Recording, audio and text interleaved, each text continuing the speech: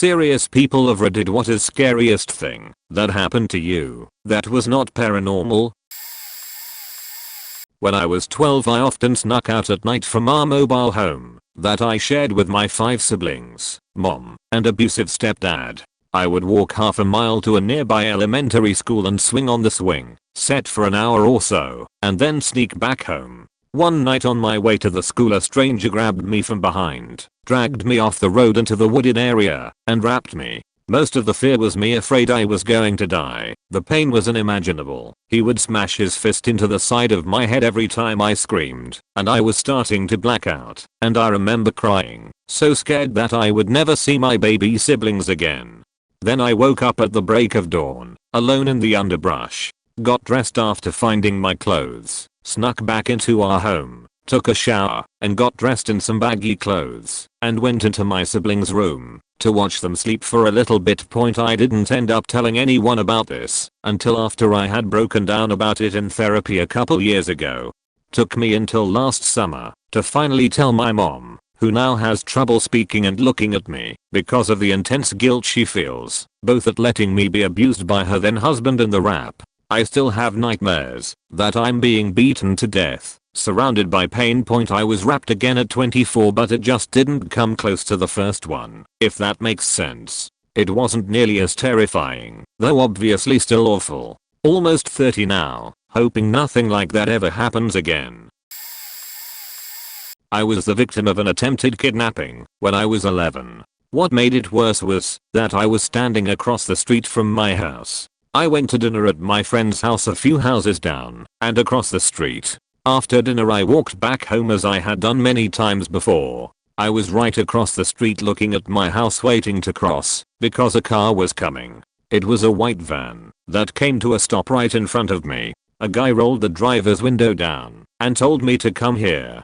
I shook my head no. Someone opened the rear sliding door and began getting out. Remember all those videos you watch as a kid telling you what to do in these situations? I forgot all of it in that moment and froze. I was paralyzed with fear for a moment until my flight response finally kicked in. I yelled no at the top of my lungs and started running back to my friend's house. Thankfully her dad was out working in the front yard. The van did a U-turn and the tires screeched as they peeled out of there. My friend's dad called the cops and walked me back home where the cops came to get a report. The very next day there was a news report that a young girl was kidnapped from a nearby community by a vehicle matching the description of the one that tried to take me. They were eventually stopped trying to get into Mexico with the kid. This happened in southern Arizona. TW, suicide attempt, but he's perfectly okay. It's been 2 years. He's happy and healthy. I've mentioned it on here before, but never really went in depth. Finding and reading my son's suicide note while putting away laundry. At the time he was 10. He addressed half to me, half to my ex-wife. To me, he wrote that he was going to remove himself from the world, so I wouldn't have a target on my back anymore. Without him, his mother wouldn't be able to hold power over me anymore. He thanked me for showing him how strong a dad can be and how much I showed him I loved him. He called me his tank, video game term, but said it was his turn now. To my ex-wife, he basically used every curse word in the book. He told her how she ruined our family, how he was glad he was going, so he would never have to see her again. He told her he hoped she enjoyed her vodka and men. And he told her that if she dared contact me again he would come back from hell just to torture her. When I found it, I couldn't help it. I broke down right there in his room. He found me, saw I had the note in my hand, and just broke down. He showed me the rope he made out of his sheets. That he was going to do it that night, after I was in bed. His room had a window that went out to the balcony, and he had removed the screen so he could quietly sneak out. He was within hours of killing himself, and if I hadn't put his clothes away I wouldn't have seen that note again. He's happy and healthy now, after lots of therapy. We've never been happier as a 2-person family. Both our lives are better now, but every now and then, at night, I have to quietly open his door to make sure he's still there. This one is a 2-for-1. Out camping in Black Forest in Germany with a friend 16 or something at the time. We decided to set up our tents, not too far from a castle somewhere on a hilltop. Mind you, that area is pretty busy and not at all remote. But if you want to go camping/hiking in Europe, your options are limited. That day was rainy, so we did not see that many people along the trails. After we put up our tents, we went to check the castle. After about 10 minutes, a lot of people all dressed up in medieval outfits started showing up and looked at us funny. Either because we did not belong, or the smell of weed made him angry, I don't know. The entire evening we could see this orange hue come from the ruins, prob from the campfires. But suddenly they start banging drums and howling like wolves. A bit later we hear people run through the forest left and right, but could not see them. Definition thought it was some weird cult. Later the same night, when things seem to have settled, we hear footsteps. As they get closer they get faster and faster. I turn off our light cause I'm scared and hoping they would not see us. Suddenly something rushes past the tent and starts screaming like a pig. Turned out to be a hog that charged our tent, but missed or something, and ended up in our campfire embers. Sleepless night that one. There's a popular fishing spot by me in a local river that sometimes can have pretty fast water. The weekend before, an elderly man was wearing his waders, fell in the water, sunk because of his full waders, and was washed down river, unable to get up. Because of the fast water, my boyfriend and I decided the next weekend we would fish down river from that spot. We knew the water was high and were going to be extra careful in light of the recent event.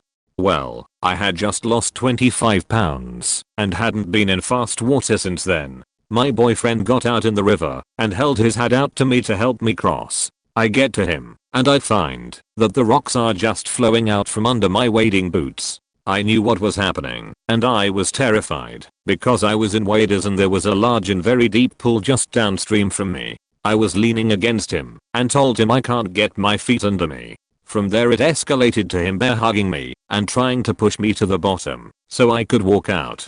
He's nearly the same size as me, so I figured we were both going to be swept away. I kept fighting him because I thought it was him picking me up, not the water. Eventually he was able to throw me to the edge of the riverbank, where I went under.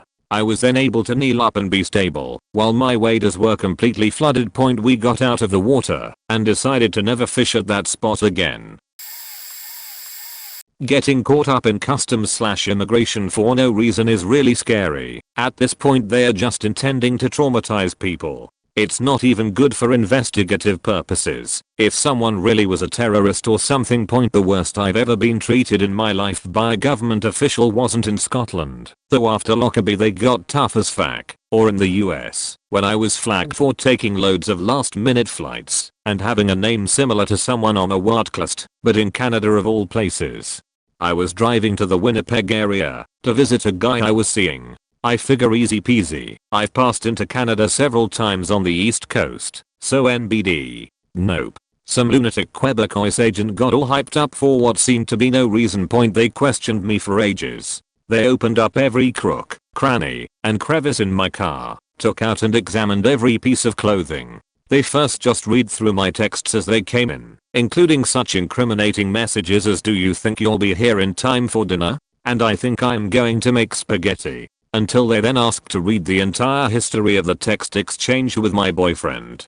Please, keep in mind I was a far woman in my 30s, not some prime candidate for human trafficking. I had a good job, proof of money in the bank, proof I'd be returning to the States, etc. They seemed super determined to catch me in a lie, asking repeatedly about DUIs. I've never even gotten a ticket while driving. Jail time, over and over. There were a few other people who waited in the same area, and it turned out they did have DUIs in the US and they were turned away firmly but politely. Nothing like that for me. They literally yelled at me when they asked me to repark my car, but just pointed in a general area.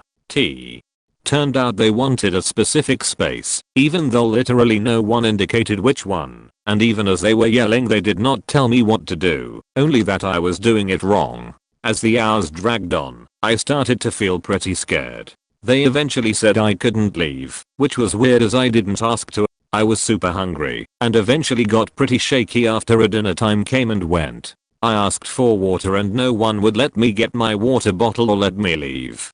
I was bored, Didn't have my phone and they wouldn't let me get a book from my car. They'd only give me the conditional entry thing I had to staple into my passport and stamp when I was leaving. They were absolutely complete dicks to me for no reason. As I left, they made some shitty comment about me being fat and referencing a conversation with my sister, so they'd read through all my text chains in French, assuming I do not speak it.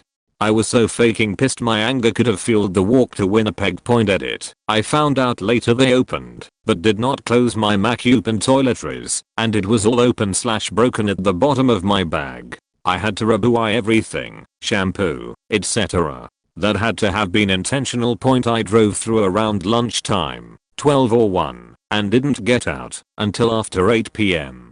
I don't think I'll ever go to Canada again. I was on vacation with my parents on some northern German island. I think it was Norderney. I must have been about 10 years old. We were at the beach. It was one of those rare days when the sun was just right, so that the cold beach water was actually pleasant, but not so hot that you'd want to stay inside to begin with. I had spent some time swimming and playing with the waves. My parents went to a cafe within sight of the beach and let me play. The water was low enough that I could stand in it, so they didn't worry. I ended up being rather disappointed with the waves I was getting and swam a bit further out to get bigger waves to play with. After a few very satisfying waves sloshing me about, I went to stand up and found I couldn't. I'd gotten far enough out that my feet weren't reaching sand anymore. Apparently the waves dragged me out a bit. The beach was framed on both sides with big wooden poles connected by big red ropes, and I had gotten just past the last pole. I heard a whistling noise, then another, but I didn't know what that meant, and didn't care either. I was in danger. I tried to swim to the shore, but the waves were pulling me back, so I swam sideways to the nearest pole. I came up a few meters short, but pushed through, and managed to get close enough to grab the rope. I pulled myself to the shore and barely escaped with my life. Some old dude with a whistle approached me and asked me if I was alright. I just glared at him and went back to my parents, who by now had gotten quite panicked because they lost sight of me. I was done swimming for the day. I later realized I had quite a few deep scratches on my stomach from when I held onto the rope and was moved around by the waves. My dad sent me up to a friend's attic to clean it out. I get up there, and he says just take out everything and throw it out the hole I went through. I did just that. I even threw out the long wooden slabs I found everywhere. Turns out those wooden slabs were supposed to be holding my weight. Keep in mind that I had no idea what they were for, so just threw all of them out. I sat down in an area where the ceiling came down real low. I lean back to grab something, and I hear a sound like someone ripping paper all around me. Poof. The ceiling broke underneath me, and instinctively I grab onto the rafters. I was hanging like a cat from the rafters with my back to the ground for about 5 minutes, which doesn't sound like much, but while I was hanging on there I felt something on my face. At first I thought it was a piece of the ceiling, but it moved again. I swiped my face with my right hand, meaning I was only hanging on with my left hand. I looked at my hand, and it was covered in blood. Like a lot of blood. I was so confused because I didn't fall, I just caught myself. I tell out to my dad, who was trying to fix something underneath me so I can come down. He hands me a paper towel and says put pressure on where it was bleeding. I put pressure on my cheek thinking I cut the side of my face. I felt something go down the left side of my face. I thought maybe this time it was actually a spider. I switched which hand I was hanging on with and swiped the left side of my face. More blood. Now I'm panicking on the inside. I was thinking, oh no, what happened? Did I somehow crack my head? If so, is there dust falling into my open skull? After what felt like an eternity, my dad gives me the okay to lower myself down. I was gasping for air because the air in the attic was hot and metallic from my blood. My dad and my friend's parents were horrified when they saw my face, shoulders and back had blood dripping down it. My dad runs over and says I must have somehow opened my head. He takes the hose and cleans the blood off of my head, and he sees a bunch of little holes scattered across my scalp. He takes off my shirts and washes off the blood from my shoulders, neck and chest. I asked if my head was open, and he said no. I was confused and scared, cause I didn't know where the blood was coming from. My friend's mom gave me a bottle of medical alcohol and said go tilt the bathroom and wash my head with it. I put the alcohol on my head and scrubbed. It burned so bad.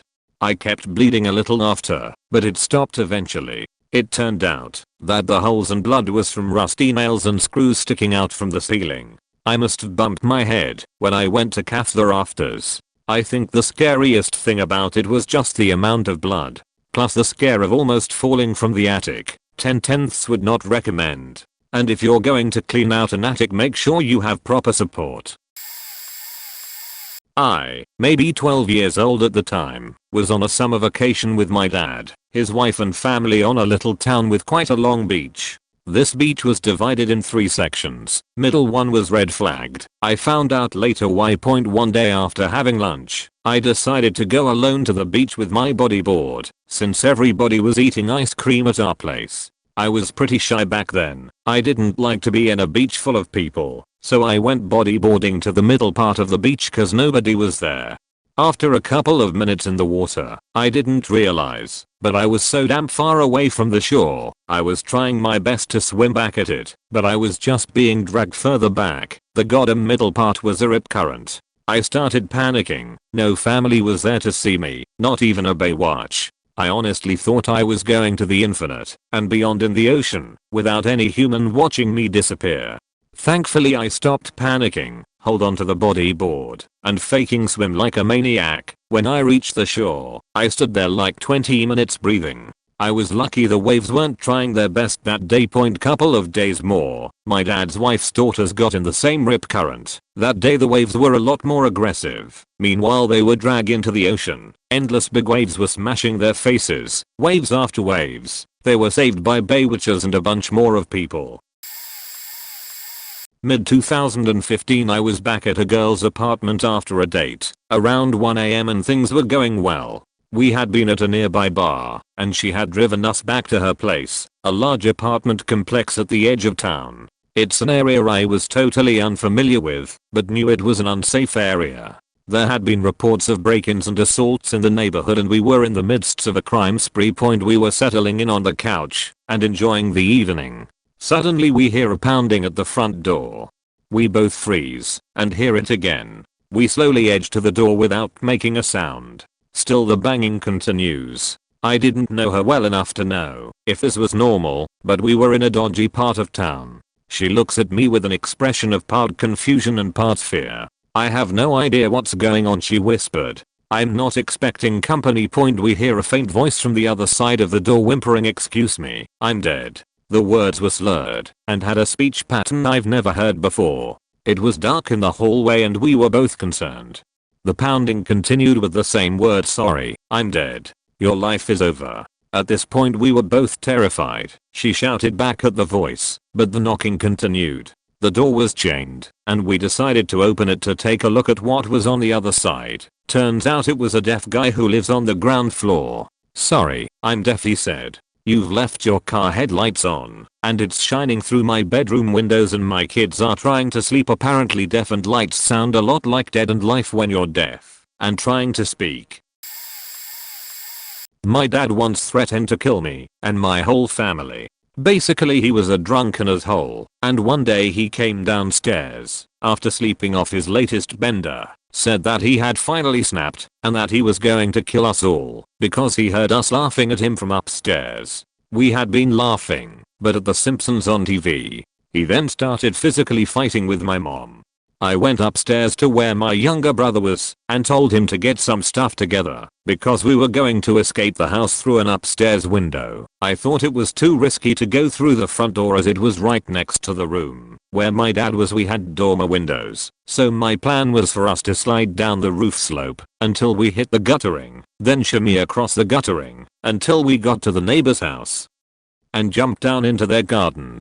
We didn't get that far because my dad came upstairs and told us he had killed our mom and that we were next and to go downstairs to look. He hadn't. The whole thing had just been to fuck with us. I of course didn't know that and had been fully prepared to risk my life and my brother's life by climbing out of a first floor window because that was the preferable option to being murdered by our own father. Afterwards he just went back To sleep. I was 13 years old and my brother was 9.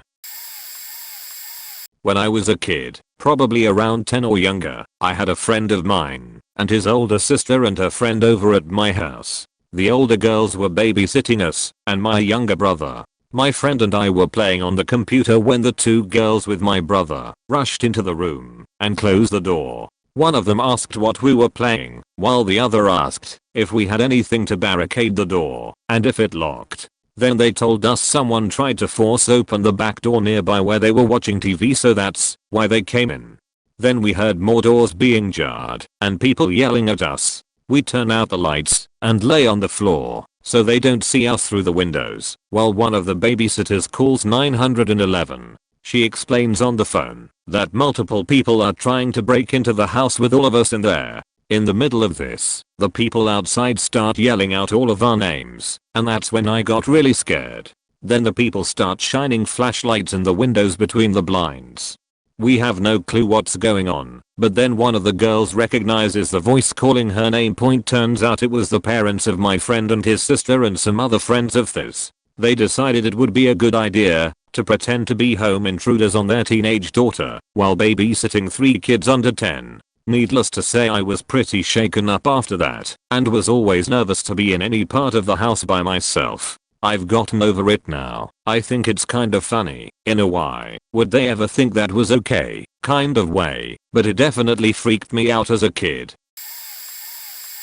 I was pregnant, but not yet visibly so. My husband had a specialist medical appointment in Portland, 5 hours away. We only had one vehicle, but that was fine. There were 2 different convenience stores within a 5-minute stroll, plus our unincorporated, semi-rural neighborhood was just inside the delivery range for pizza and Chinese food. That's the setup. So, day 3 of Hubba's medical thing rolls by, and by noon I'm craving some hot dogs like a fiend. I decided to walk to the closest of the 2 convenience stores I got there, and they had the exact hot dog brand I wanted. I was in line when I noticed that they also had a very obscure soft drink I loved, so I bought some of that too. Last minute. Big heavy glass bottle. I was a couple of blocks into my walk home when a truck came up from behind me and then slowed down to my walking pace. Thinking maybe he couldn't get around me in the narrow dirt road, I moved into the shoulder and slowed down further.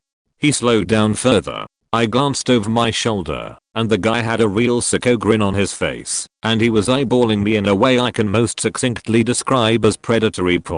So I didn't hesitate. My only thought was for the little bean growing in my innards. I knew the only weapon I had was a huge glass jug of juice, so I grabbed it by the neck and held it like a club. I spun on that beach, looked him dead in the eye with the angriest face I could summon. I shifted into a fighting stance and hefted that bottle at my side, just a little, to indicate what was waiting for him if he tried whatever he was planning. It took all of an instant for his expression to change from perverse delight to pure nup. He left me in a spray of dust and gravel. I took my phone out to snap his plates, but he didn't have aim. This was in Coos Bay, Oregon, the worst place I've ever lived. In this stain of a town, I also overheard a woman getting killed in the woods near my house. Increasingly desperate screams of no and help and no please no for the 20 minutes it took for Leo to arrive, and then deathly silence. They didn't go looking. Call me crazy, but those were certainly the screams of someone dying violently in the woods.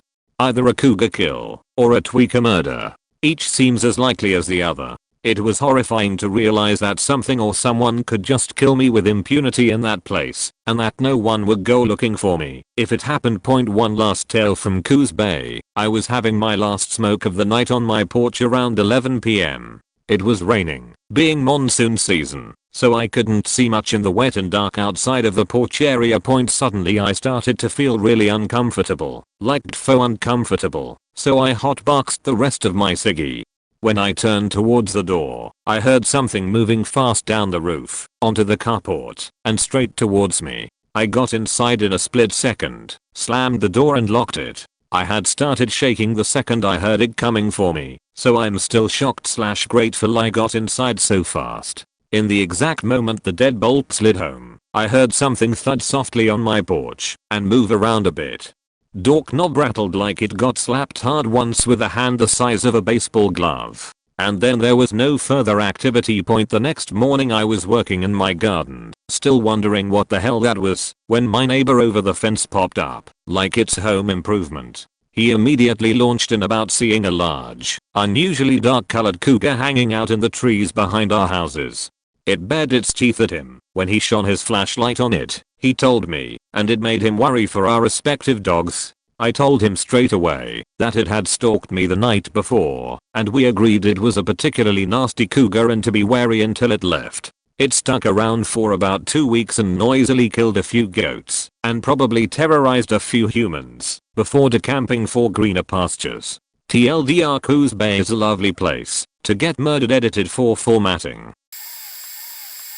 My elder brother was always abusive when I was 22 and he 24. During an unhappy time of his life and coming down from drugs, he chased me around the house and out the front door with a steel pipe because we had disagreed on how to spend the last little bit of money in the household. It was the first time I ever called the police on someone. They arrived, kept him talking while I packed a bag, and they drove me to a friend's house. I was followed and nearly mugged, or worse, one night walking home during a transport strike. I'm not actually very streetwise, but I still picked up that someone was following me. I ducked into a lit office foyer with a visible security guard, and my follower strolled on, turning up a side street. When I resumed my journey, I looked back at one point, and the follower was back again. Their turn up the side street had been a ruse. They had just waited for me to pass that street when I resumed my journey, and they backtracked and started following me again. I sped up. They sped up. I sped up more. They sped up more. It was very frightening. In the end I reached a curve in the road, and when I was briefly out of his line of sight I faking legged it along the road to a junction and flagged down a taxi that was passing. I jumped in and told the driver my destination. He had to turn briefly back the way I had come. I hunkered down in the back seat and saw my follower again. He had reached the junction and had stopped and was looking around with a "where did he go?" expression on his face. I'm a big guy, but he still fancied his chances, meaning I bet he had a weapon on him. Either way, fuck that sheet.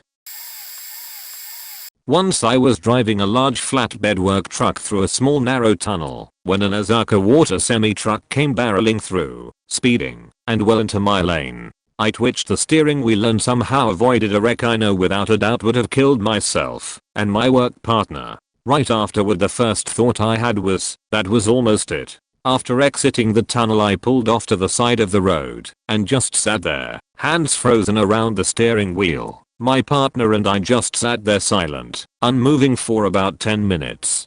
When we got out and inspected the truck, both mirrors had been ripped off, and there were deep scrapes all along both sides of the truck. One side had tunnel-colored scrapes, the other had Osaka-colored scrapes. If I'd been even 1 inch more to the left or the right, that would have been it. I nearly died in a riptide on a trip I'd taken to visit my younger brother. My last thought was, wow, caught in a riptide only 20 feet from shore. What a dumb way to die. I hope my brother makes it to shore. Thankfully there were lifeguards who pulled us out in time. I told them, you must think we are stupid, and they said, no, it happens all the time here, several times a day. Geez, the most recent brush with death was the most peaceful, and because of that, the scariest. I was home alone, my spouse was out of town. I had some kind of episode, a stroke, shower, or something. I'm still not sure what. All I know is 1 minute I'm eating dinner and watching Netflix, and then, blackness. Nothingness. Next thing I know I'm laying on my back, eyes closed, and feeling so warm and content and at peace, and unable and unwilling to move. After a long time I was able to crack my eyes open, and realized I was laying on the floor in a pool of vomit and blood. I'd cracked my head open when I fell. But for some reason, this realization didn't worry me at all. I just felt warm and at peace, and allowed myself to drift back into oblivion. I thought for sure that was the end for me, but at the time I was strangely content with it. Waking up the next day was both a surprise and terrifying. Terrifying to know that I'd been completely fine with dying. Woke up to fire alarms going middle of the night. I always do take this seriously, even though our apartment was notorious for false alarms, 3 to 5 times a year. Startled because I'm such a light sleeper, I get up little annoyed and sighed loudly. Turned the light on and told my partner, get up, we gotta go. I go outside the bedroom and see smoke all along the ceiling. Immediately I clued in this isn't a false alarm. I now adamantly tell my partner it's time to go, and time go now. I get my sister up, who happened to be spending the night at our place. Tell her up and up right now. We gotta go, like right now. Probably in the matter of 30 seconds we were gone. Smoke is really thick outside our unit, and we make our way out of the building from the top floor of a 4-story. We get down and we see the unit behind us fully engulfed in flames. We cross the street and the roof over our unit is now engulfed. I say probably from when we left the actual unit and to crossing the street it was maybe 90 seconds. My partner is in tears. I just stare at the building as it burns, thinking thank God I'm a lightly sleeper and didn't turn my fan on that night, since I use it to drown out noise. My partner and sister are heavy sleepers, practically sleep through anything. Always take those alarms seriously, even though they can oftentimes be annoying and false alarms. Only takes one time. Also, people need to stop using flower pots as goddamn ashtrays. The second job I ever had was at a tiny family-owned store where there were never more than 4 employees at any one time. For a fair amount of time we had this creepy guy who would come in. His clothes were always clean, but his hair was always greasy, like he hadn't washed in a month. English wasn't his first language, and he had a pretty bad stutter, and he would occasionally spit on you as he talked. He would also come in and home in on my only female coworker, making no effort to hide the fact he was staring at her chest whenever he spoke with her. I believe she said he never made eye contact with her in all the time he came in. One day he stops coming in, and we're all happy. About 2 years later I'm working a new job 1 city over, and I run into the guy. He remembers me and my coworker. He freaks me the fuck out as he discusses my father and the cars he owns. I'm handicapped, and my father used to take me to work and pick me up from my old job. This dude had never come into the store anywhere near the beginning or end of my shift, so he had to have been keeping a watch on the store for some reason. About 2 years after that, the guy hires on as a temp worker where I work. Stares at me constantly and never says a word. I take down my name and personal stuff from my desk so he can't learn any more about me. My boss and coworkers mock me for this. A few weeks later, before his project is done, the guy disappears from the office. Management absolutely refuses to talk about why he's suddenly gone, and at the same time everyone stops making fun of me for being paranoid about him. It's been about 25 years since I last saw him, but if he did show up again it wouldn't surprise me. I can rant about this for days, but I'll keep it short as I can point. I have multiple heart issues, resulting in me having multiple surgeries and doctors, and a pacemaker. In high school, I spent almost a year having frequent dizzy spells. I went to the doctor several times telling them about my symptoms, and they never believed anything was wrong, because when they checked my pacemaker, they saw nothing out of the ordinary. After a particular incident where I basically passed out at school while talking to a teacher, I insisted on going to the doctor again. My old doctor retired, so I had someone entirely new. After brainstorming for a while, he came up with the idea of putting a heart monitor on me for 24 hours. Never had any dizzy spells while the monitor was on, but when they got the results back they frantically called my mom to say I needed to go to the hospital immediately. On the heart monitor they saw that my heart had stopped beating several times, the longest they were able to record being 14 seconds. In the end I was hospitalized for a few days, where the pacemaker techs found out one lead on my pacemaker was broken, and the pacemaker was performing routine checks on that lead by turning the only functioning lead off, effectively stopping my heart.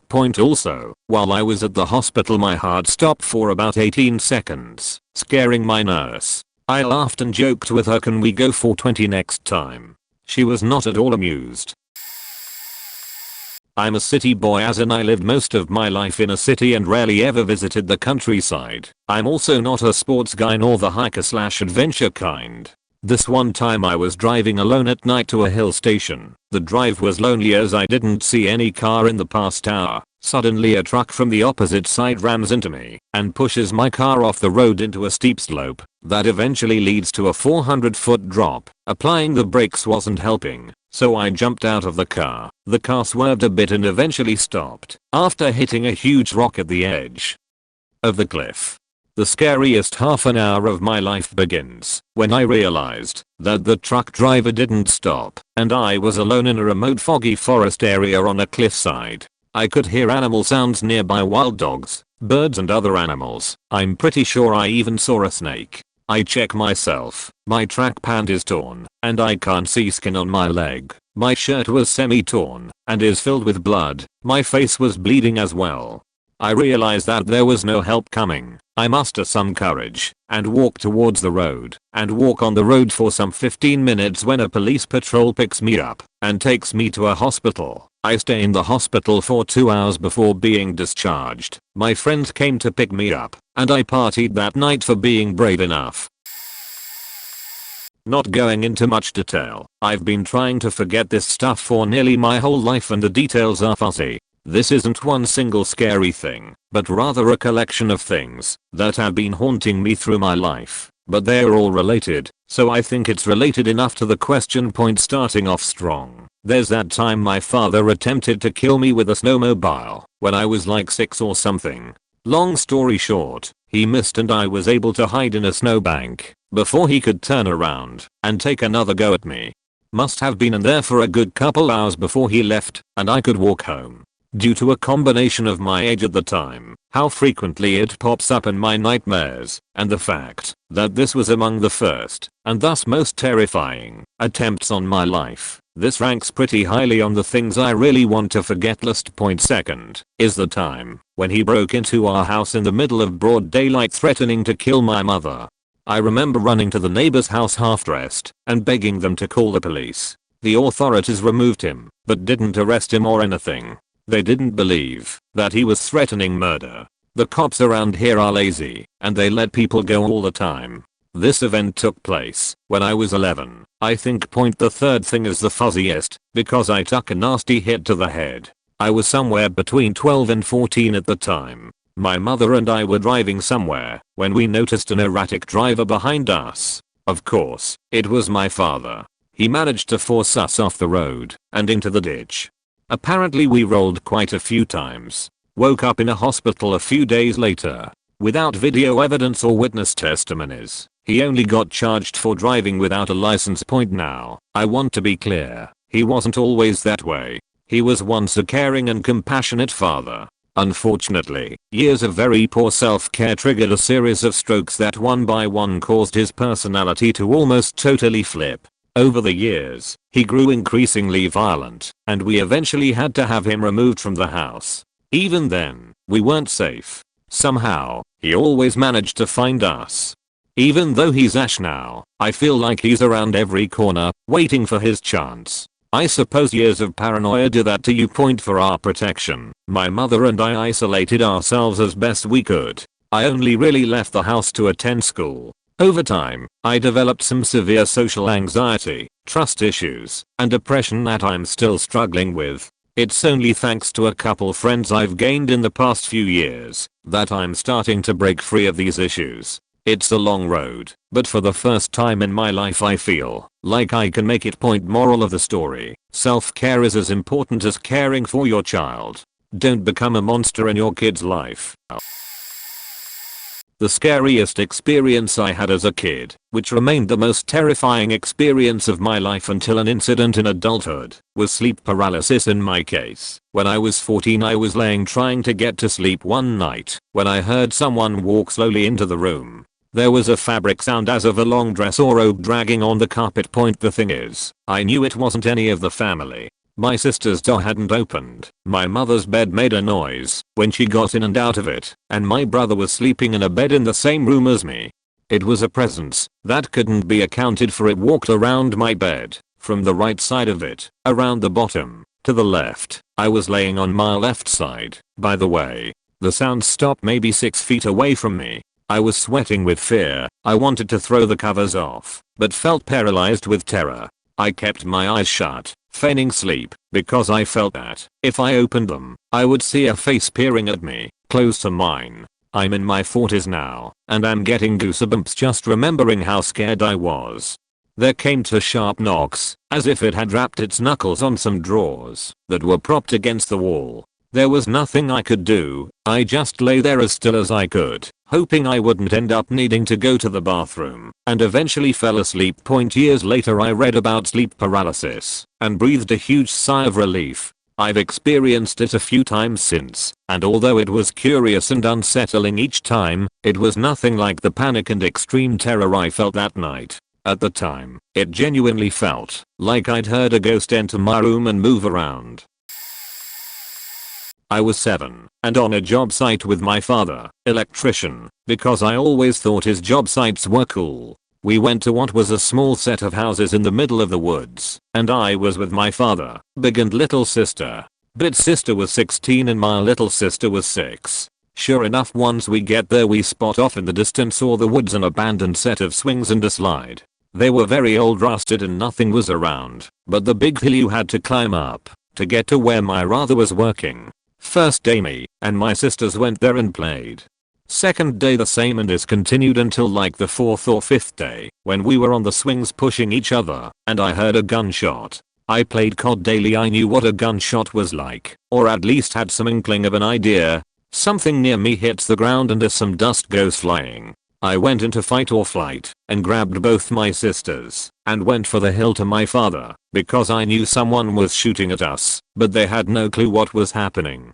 Sure enough, we get to the hill, another shot, then another, then another. There were 4 shots and thankfully none of them hit, but one grazed my shoe and left a small hole in the rubber, or whatever is on the bottom of it. Me and my sisters were all crying, running for our lives, and my sisters didn't know what was happening. They just knew to run as fast as they can, because I knew something was wrong and we were in danger. So we get to our dad, and he sits us down and calms us down, and we explain it. He says he will go down there and check while we wait in the house. He comes back and say there is nothing to worry about, and that it was a special system meant to shoot the ground to keep people off of private property. I ate the lie up cause I didn't know any better. But looking back on it, I was genuinely terrified and was unsure if I was going to live. Back when I was an electrician in the Navy, me and a buddy were connecting power cables from the shore to the ship. We called it shore power. These cables are as big or bigger than your arms. They pass enough power to supply the ship point anyways. It was a very misty kind of rain, so we had to take even longer than normal to get them ready. It involves wiping down the surface points of where the 2 cables connect together. Then we seal the connection with electrician's tape to make it watertight. We had only gotten half or more of them taped up when my forearm went numb, causing me to drop the cable I was working on.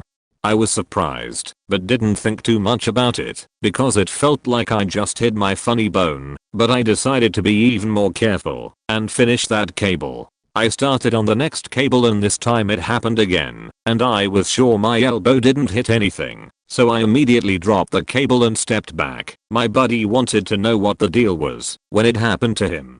We knew something was up, so we covered the connections with a garbage bag to keep the rain out and went down to the electrical plant watch to see what was going on. Apparently our chief and the division officer, though we had been up there long enough, so we must have been done by now, despite the fact that procedure required us to sound power phone call them to let them know we were finished, and that since it was raining procedure was going to take longer than normal. So they decided it was fine to connect the ship distribution system to the shore power facility to begin the process of shifting the load off the ship's power system so we could turn off the plant point. Lucky for us, they hadn't actually shifted the load yet, otherwise we would have likely died, probably vaporized or blown away. To say we were scared and pissed was an understatement, but our chief appeared more scared than we were and basically got us to not say anything. Now I wish I did. On the 4th of July, me and my family were at my grandmother's pond. We were shooting off fireworks, and before it got too dark we decided to head home so we could catch a big fireworks show not too far from their point. My grandma got in her golf cart, but the battery was dead. No big deal, she said. I'll go with Jean, Grandpa. She hopped into my grandpa's golf cart and then got out to open the gate. My grandpa has a bad leg though, and sometimes can't move it. My grandma opens the gate, and my grandpa drives through. She starts moving to the cart but too fast. He hasn't stopped it yet. He turns, trying not to hit her, but he turns the wrong way. My grandma falls to the ground. Meanwhile me, my dad, and my mom are behind them in a car screaming. My grandpa tries to back up, but didn't press reverse, and goes over her. Both sets of wheels go over her legs and chest. I'm frozen in shock whilst my parents jump out of the car to her side. My baby brother is crying, and my other brothers didn't see and have no idea what's happening. My mom calls the ambulance. My dad grabs a pillow and some water as well as a first aid kit and is just trying to keep my grandma conscious. That's when I get out of the car and walk over there. Every 2 minutes my grandma repeats the same questions. Where are we? What happened? Why does my leg hurt? We told her what happened every time. Soon, an ambulance arrived. My grandma's memory went back to fall of 2019, and she'd randomly laugh, as if she just said the best inside joke, each time giving me a look that said it's okay, you'll understand later. Soon, the ambulance had her, and she was on her way to the hospital. They would only let one person go with her, so my mom went. Hands down the scariest experience of my life. I was working a labor job in a building that was split level. To access the basement storage you had to go through the parking lot and down a stairwell. It was a rough part of town, so at night the parking lot was normally full of druggies. So I'm down in the basement grabbing some product, and when I open the door there's a dude standing in the doorway staring straight through my soul. He pulls a knife, and I slam the door in his face. I lock and start barricading the entrance, while he's trying to break the door down, and shouting vague threats about killing me. He says something about a gun, so I book it to the back of the shop, arm myself with a box cutter, and hide behind some old equipment in a corner. There was no cell reception under street level, so I couldn't call for help. The parking lot drug users are normally pretty chill. You don't call the cops on them, they won't break your windows. They might even protect the place from other users for you. A couple of them apparently pulled the dude out of the stairwell, and once they realized it was me he was threatening, I was always nice to most of them. They beat the fuck out of him. A few days, and a new push knife for protection. Later, they dragged him up to me and made him apologize. He said he hadn't meant to scare me, which I guess they didn't think was good enough cause they hauled him away from me, and I never saw him again. Several years ago I was traveling in Ecuador. This wasn't unusual. I did a lot of work in Galapagos off and on over several years. I was at the airport late at night getting ready for a flight home and was at the gate waiting for my boarding to start any minute. It was late, maybe 10 p.m. Suddenly, my name is announced over the speaker along with a few other names. I don't really speak Spanish very well at all, so I didn't know why, but I went to the gate attendants and announced myself, and they pointed to the door that lead out to the runway. About 6 of us will lead out to the tarmac, where police were waiting for us. The police in Ecuador are militarized, so they all have assault rifles, fatigues, grenades, etc. Without instruction we were walked past airplanes along part of the runway into an active baggage area, where there were about 30 armed police with several German shepherds, and a desk set up with an officer seated at it. On the desk was my suitcase. It suddenly occurred to me that no one knew where I was, and I was certain I was about to be shown drugs were placed in baggage, and I didn't have any idea what would happen next. I was waved up to the officer, where he took my passport and started asking me questions. But I didn't understand what he was asking. He started taking everything out of my bag and asking me more questions, but all I could respond was I'm sorry, I don't understand. He then dumped my entire bag on the ground and kicked every item apart while I surrounded by other police. Eventually, he muttered something, handed me my passport, and pointed to go stand to the side. I was then led back to the plane and flew home. I don't know what happened to the other 5 people, but I'm glad I didn't wind up under a boot or worse. I've had a few very scary crazy things that were scary and cheating death.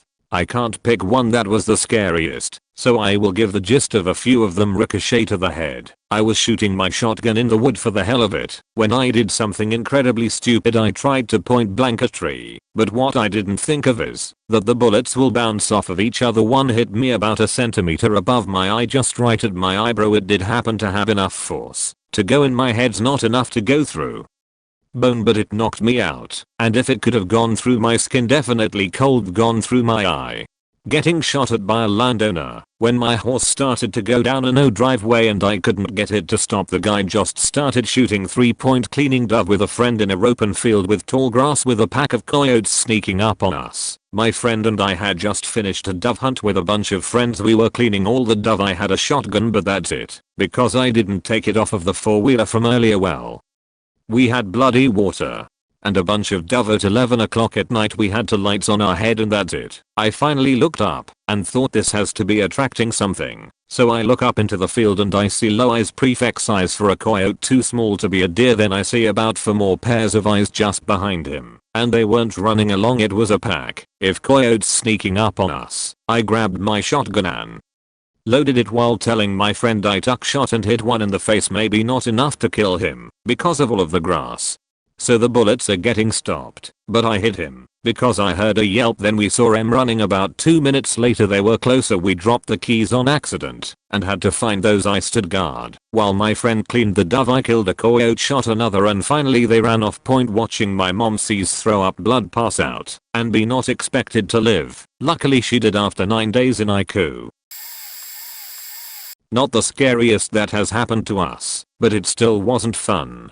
My friend, 17F, A, and I, 18 almost 19F, B, went to a slightly older cowhawker's, 23 meters, C, house on my birthday. I kinda liked him. He was cute and charming, but something was off about him. I didn't trust my gut, because I wasn't in a good place mentally. When we get over to his apartment, he starts talking about kinks that he likes. My friend and I respond jokingly, while both internally planning our escape, while silently communicating with each other from across the room.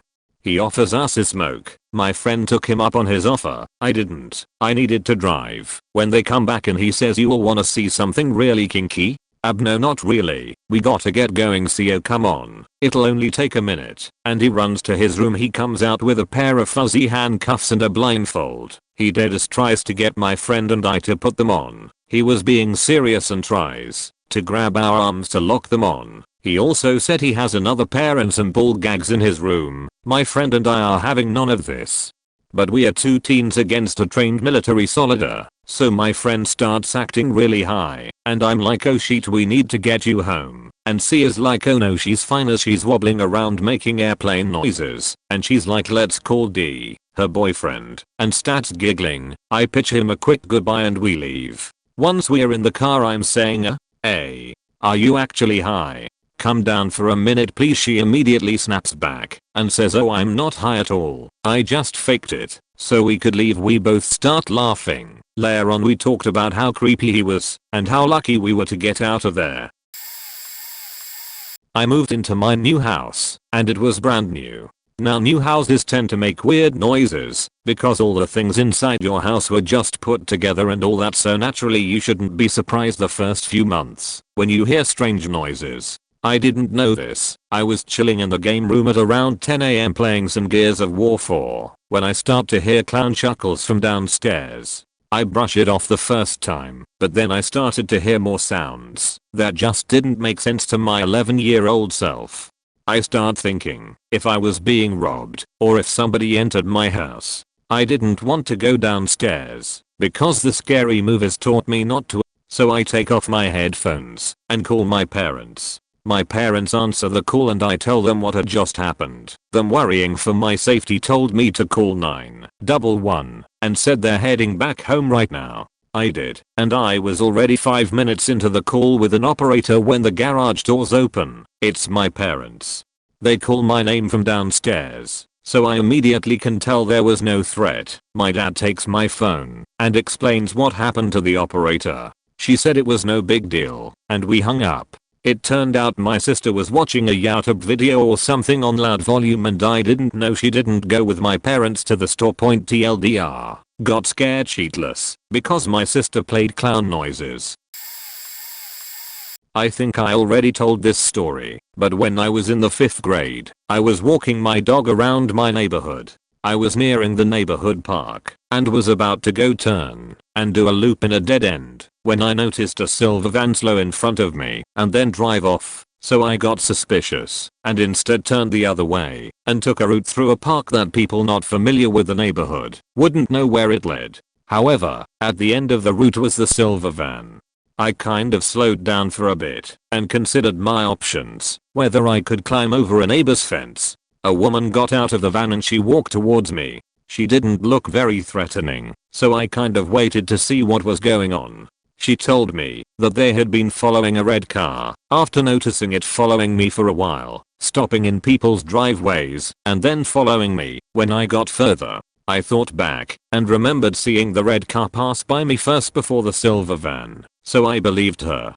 She offered to drive me home, but I refused. Instead they drove by me as I got to my neighborhood street and then I told them they could go. I sprinted all the way back home after that. A few days later, there was reports of a red car hanging around elementary schools. Not the first time I've almost been kidnapped, but it was definitely the scariest. 18, dumb as a rock, was visiting our sister community in an African country. Not voluntarism, it's mostly a team of grown men and women who are there to consult on their chosen field, not to take local jobs. I and another girl were there for a culture exchange and develop relationships for the next gen point. After we are done with the work we do the fun tourism stuff and go to a beautiful lake. The girl decides she wants to go to the local bar and I agree. We go and meet these guys. We have fun, but it gets late and they offer to walk us home. We are walking in our pairs when my guy grabs my hand and says, "Come with me, I want to show you something." He drags me into this courtyard filled with men on benches. There's door off into different rooms. The men aren't eating or drinking, just smoking and waiting. The guy shows me a bucket and says that's where their beer is made. All the men are watching me. One stands up and shouts at the guy. The guy shouts back. I start to realize that I think I'm in a brothel and this is probably how I'll die. I just freeze. They keep shouting and gesturing. No one is looking at them. They are looking at me. My friend and the other guy are nowhere to be seen, and this guy still has my hand. He's widely gesturing, and I'm being yanked every time he does. It kind of breaks my freeze, so I start trying to pull away, but I've no idea how to get back to friend. Then I see her storm in with her guy. We quickly leave and the guys follow. They walk us home, but first there's some making out and groping attempts. That I flee from point, standing in that courtyard with about 50 men staring at me and having no idea how to save myself is the most scared I've ever been. When I was 14 I was a rather petite girl, middle of the school day at another school for a small football tournament. Our coach was supposed to get us back to school after we got eliminated, but she decided to stay at the tournament a bit longer and basically made two older girls promise they'd walk me to the tram stop. From the tram, I would have a straight walk home, and mind you, I was commuting everywhere by myself by then, so all involved thought it's just a stupid school safety rule. The tram stop was the one at the end of the line, and it happened to be in the forest, so people can commute to the forest hiking trail / sport facilities. The trams would wait there for like 10 minutes and then begin their route into opposite direction. The older girls obviously ditched me as soon as they could, as they were going somewhere else. So I walked into the waiting tram, into the second carriage with no driver, and sat in the middle of it. Someone else walked in through the last door just after I sat down, so I instinctively lifted my head.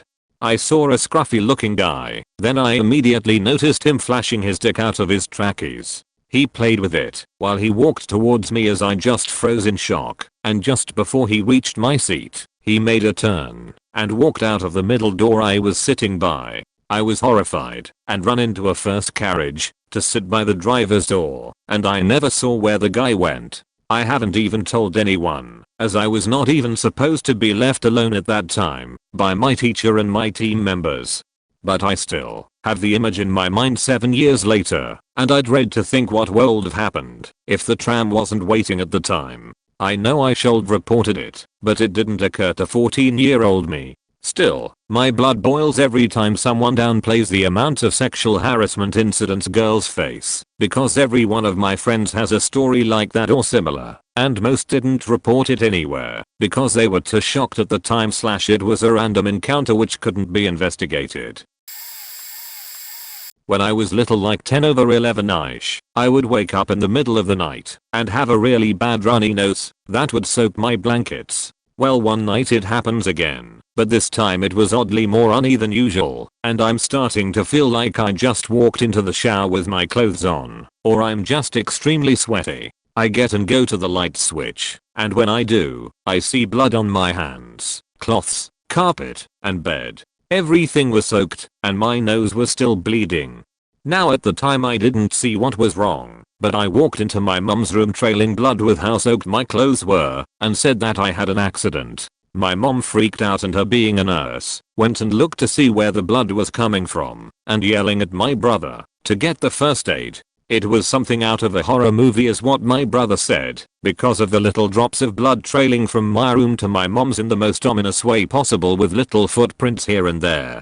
Not to mention I was swallowing like crazy because the blood was also going down the back of my throat, and it was making me cough it out. Apparently, an artery that I don't know the name of burst from all the rubbing and messing with my nose. I'm fine now, but have a lot of bloody noses during the summer and winter. I figured out how to not wake up with one, so I don't need to buy new sheets all the time, and am a lot more healthy. Sorry I don't remember that much, it was almost a decade ago. Short story. Cancer. Long story. I was diagnosed when I was 9, but things started getting bad about 6 months before, when I started getting dizzy spells so bad that my entire world rocked, and I had to drop to the floor and close my eyes and wait for it to stop. Of course, since I was a kid I didn't tell anyone. I'd also been in and out of the hospital several times over the previous couple years due to severe dehydration. The doctors just wrote it off as the flu.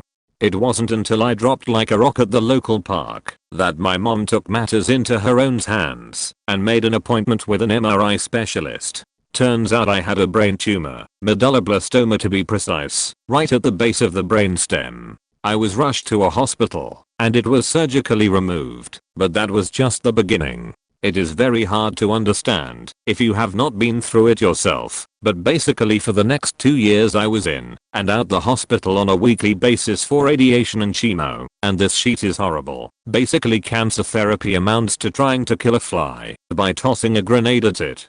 Chemo is lethal poison and radiation is, well, radiation. You're just killing everything and hoping you kill any lingering bad cells without killing too many good ones. As a result, during those 2 years I lived in a perpetual state of nausea and weakness. It was hell. I still have lasting bad memories and associations to this day, over a decade later. And you wanna know the worst part? Even after everything I went through, they cannot guarantee it won't come back eventually. And I can say with certainty that, if it ever did, I would rather accept death than go through all of that again.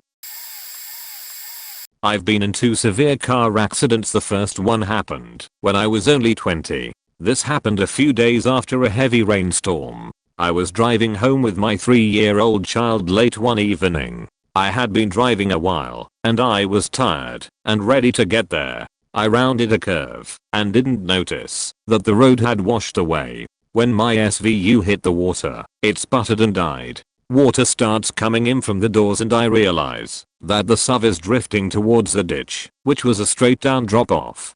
I flipped around in the back seat because all I'm thinking is get out now. I somehow managed to yank my son's straps straight off the car seat. I had to kick the door open because of the rushing water and I literally jumped out, and then it hit me. I didn't know how to faking swim. I couldn't feel a bottom, and I'm holding up my baby as best as I can above my chest, kicking as hard as I can to just keep us above water. I still don't know how I didn't drown or get bitten by a snake or alligator or injured in that damn water, but I somehow managed to get us to an edge of the broken road and pull us out. That was terrifying, and I still have dreams about not making it to that edge point last year. However, I got into a car accident that truly changed my life. I was going to pick up my sister. I was 7 months pregnant with #4, and I had my 3-year-old and 2-year-old in the backseat. All I remember is that my 3-year-old said mama, and I glanced in the rearview mirror and glanced back at the road, and a truck had pulled off a side road right in front of me. The driver wasn't paying attention and didn't see me. I had no warning, no time to brake, 2 seconds to look up and look back, and I tore right into this little pickup truck at 65 miles per hour. I hit the steering wheel so hard, and I remember fighting to stay awake. I didn't have time to think. I just undid my seat belts and crawled into the back and started checking them babies. I got them out of their car seats, out of the SUV, and then my water broke in the middle of the street, and I got intense labor pains. I got my kids off the road, and they sat in my lap on the side of the road while I was waiting for an ambulance. Luckily, they were untouched. Not a scratch on them. But I had a concussion, a fractured sternum, a mangled right knee, and a 3rd-degree seatbelt burn across my waist, which the doctors had to cut into that burn to perform an emergency C-section to save #4, because he was hurt pretty bad too. That second one may have been more terrifying and traumatic to me though, because I lived through that what if they had been killed moments for months after, and that is a pain I could not have lived through. I lived in a house that was on a steep hill with a road that curved around at the bottom. At the time, I drove a smaller SUV that had 4-wheel drive. At the time, I drove to the store one day and it was bright and sunny. When I came out of the store, it had gotten really cold and had started snowing. I figured it wouldn't be a problem and switched my SUV into 4X mode to make the trip home. I was only about 15 to 20 minutes away from my house and figured it wouldn't be a problem. Unfortunately, the weather was much worse where I lived, and not only had it been snowing, but the road was a sheet of ice. I slowly made my way down the hill, and I swung wide to get into the driveway, which was normally what I had to do when it snowed. Except, I didn't get into the driveway. When I turned to get into the driveway, my tire slid, and I kept turning until I was sliding backwards down the hill. I tried as hard as I could to get righted and ended up nearly going into a steep ditch across the road.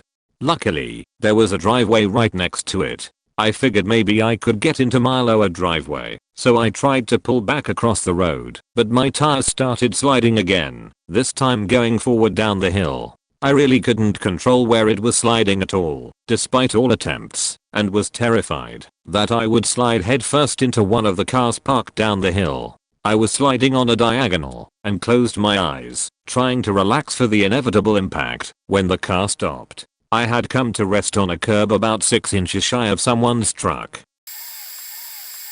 Driving in a whiteout in the middle of winter in the mountains. There's a notoriously terrible highway in BC that's just unpredictable, but I always have great winter tires and emergency kits, and I take it slow and honestly never use this highway if I can avoid it. It's about a 4-hour drive. First 3 hours was clear skies and no problem. Last hour, the whiteout hit almost instantly. I have extremely sensitive eyes and was getting black spots all in my vision because everything around me was just pure white, but this highway is always full of truckers. It is never safe to pull over, and even with hazards on, you wouldn't see someone until they were right in front of you. I kept hazards on and drove as slow as I could while keeping an eye on the bits of road I could see, which was also covered in snow. I caught up to another car that clearly had better vision than I did, so I kept decently close to this car, so I had some guide through this. Unfortunately, this driver and every other faking driver on this highway drives 80 to 100 km/h even in bad weather. So I spent an entire hour gripping my steering wheel, sobbing, and having to go way faster than my comfort zone, just so I could keep the guide car in front of me. Also, this highway is completely surrounded by winding cliffs. If at any point the road ended, it was almost 100% over an embankment and down the mountain. There's no reception for cellular service. Until the age of 4, I lived in an old lower income neighborhood that was in slow decline. The small house we lived in sat on a corner and had a rear detached garage. The side street was more of an alley and was mainly used for kids going back and forth between 2 streets. My bedroom window faced the side street and there were vines that covered more than half my window, but I could see through to the side yard and street. One night my mom must have forgotten to pull my shade, and I laid in my bed across the room looking out the window. It bothered me that the shade was up, and throughout the night I would wake up and look. Each time it was the same, vines, branches, and faint light from the corner street light illuminating the neighbor's fence across the street. At one point I woke and stared at the window for a long time. My brain finally sensed something wrong and my vision clicked into focus at one part of the vine-covered portion of the window. There were eyes staring at me through a gap in the vines. My 4-year-old self suffered a silent heart attack as I clenched my eyes shut and moved under the blankets. I don't know how long I stayed like that, but sometime later that morning actually, our doorbell rang. I heard it and jumped from bed and moved down the hall. I have an image of my dad standing by the door, pistol in hand, saying, "Who is it?" My dad never answered the door, and at that point I told my mom about the face in the window. The police investigated, and they discovered that somebody had also attempted to light a garage on fire. As far as I know, they never caught the person and my parents had no known enemies. So apparently some random, creepy stranger decided to peep in my window before ringing our doorbell at 4 a.m. and attempting to light a garage on fire. I was running drugs back in the day. I was young and stupid and had no other ideas. I knew the right people to get into the work. The biggest thing I had going for me was I didn't look like your typical runner. I was too clean cut and drove an unassuming vehicle. About a week in, I get sent out for a pickup from a lab about 25 miles deep in the sticks. Nice old farmhouse. Owner ran a side hustle farming crickets and night crawlers. Good cover. So, as I'm pulling up into the drive, an older woman waves me up to a barn. I park in front of it, and as I'm getting out of my vehicle, a distinct forceful clicking sound forces me to stop mid-movement. My hand slowly rises. A voice begins instructing me to back up slowly and keep my hands above my shoulders. "You're new, and you're not federal. I don't want your name, just answer one question." I was given an answer before I left, which was fortunate, because I was not told I'd have a gun pointed at me. "What's that smell?" My throat started to dry up as the words left my mouth. "Sorry, I've got whiskey fingers." A few seconds go by like hours as I question everything I've done in my life to lead me to this. And he says those words. "Oh, you're Whisker's new boy. Haha, head-on kid. That was the last job I did running meth. I'm real happy I grew up." I have two. The first one was when I was like 8 and my family went to the beach and I went swimming in the ocean, mostly by myself, and when I went to like stomach height this huge wave that was bigger than me came, and I was turning to run back, and then I remembered my mom telling me to face the waves, so I did, and I asserted my faking dominance in that wave, and got submerged for like 30 seconds and I couldn't see anything, and I couldn't even do anything, because I was in shock, and then I was brought up to shore by the waves. Then I avoided the ocean for like a year. My second one was scarier. I'm gonna give you my perspective first in it though. I was like 10 or 11, and I was at my neighbor's birthday party, and it was near Spooktober, Halloween, so we wore costumes. I was a dementor. So eventually we started playing hide and seek in the dark. I was the seeker for a round and someone hid up a tree. The next round I decided I would climb it. Now my costume was rain boots and this huge blanket cloak thing. It was big. I want super big. So when I was in the tree I decided to climb higher and further. I'm the dumbest costume ever. And that's pretty much how I remember it. The rest of it was surprise. I fell out of the tree. And guess what I landed on? My head.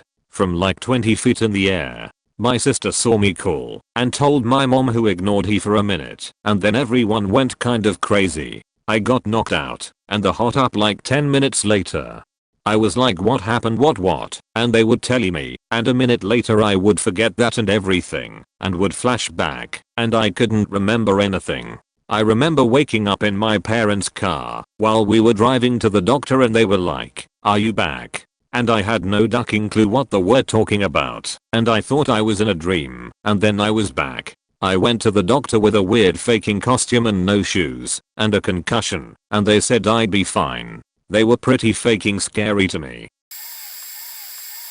Senior year of high school, my friends and I were planning on going to a friend of a friend's party, each of us saying we were sleeping at the other's house, alternating them so our parents didn't find out. Well, lo and behold, the party got cancelled, so we were stuck just driving around our hometown. Eventually, around midnight, we took a bathroom break at a pretty nice 24-hour gas station plus mart. While we were waiting for the single stall room thing to be free, we could hear bottles clinking inside. When the door finally opened, a middle-aged man came out, and as soon as he saw us, a sadistically sinister grin crept across his face.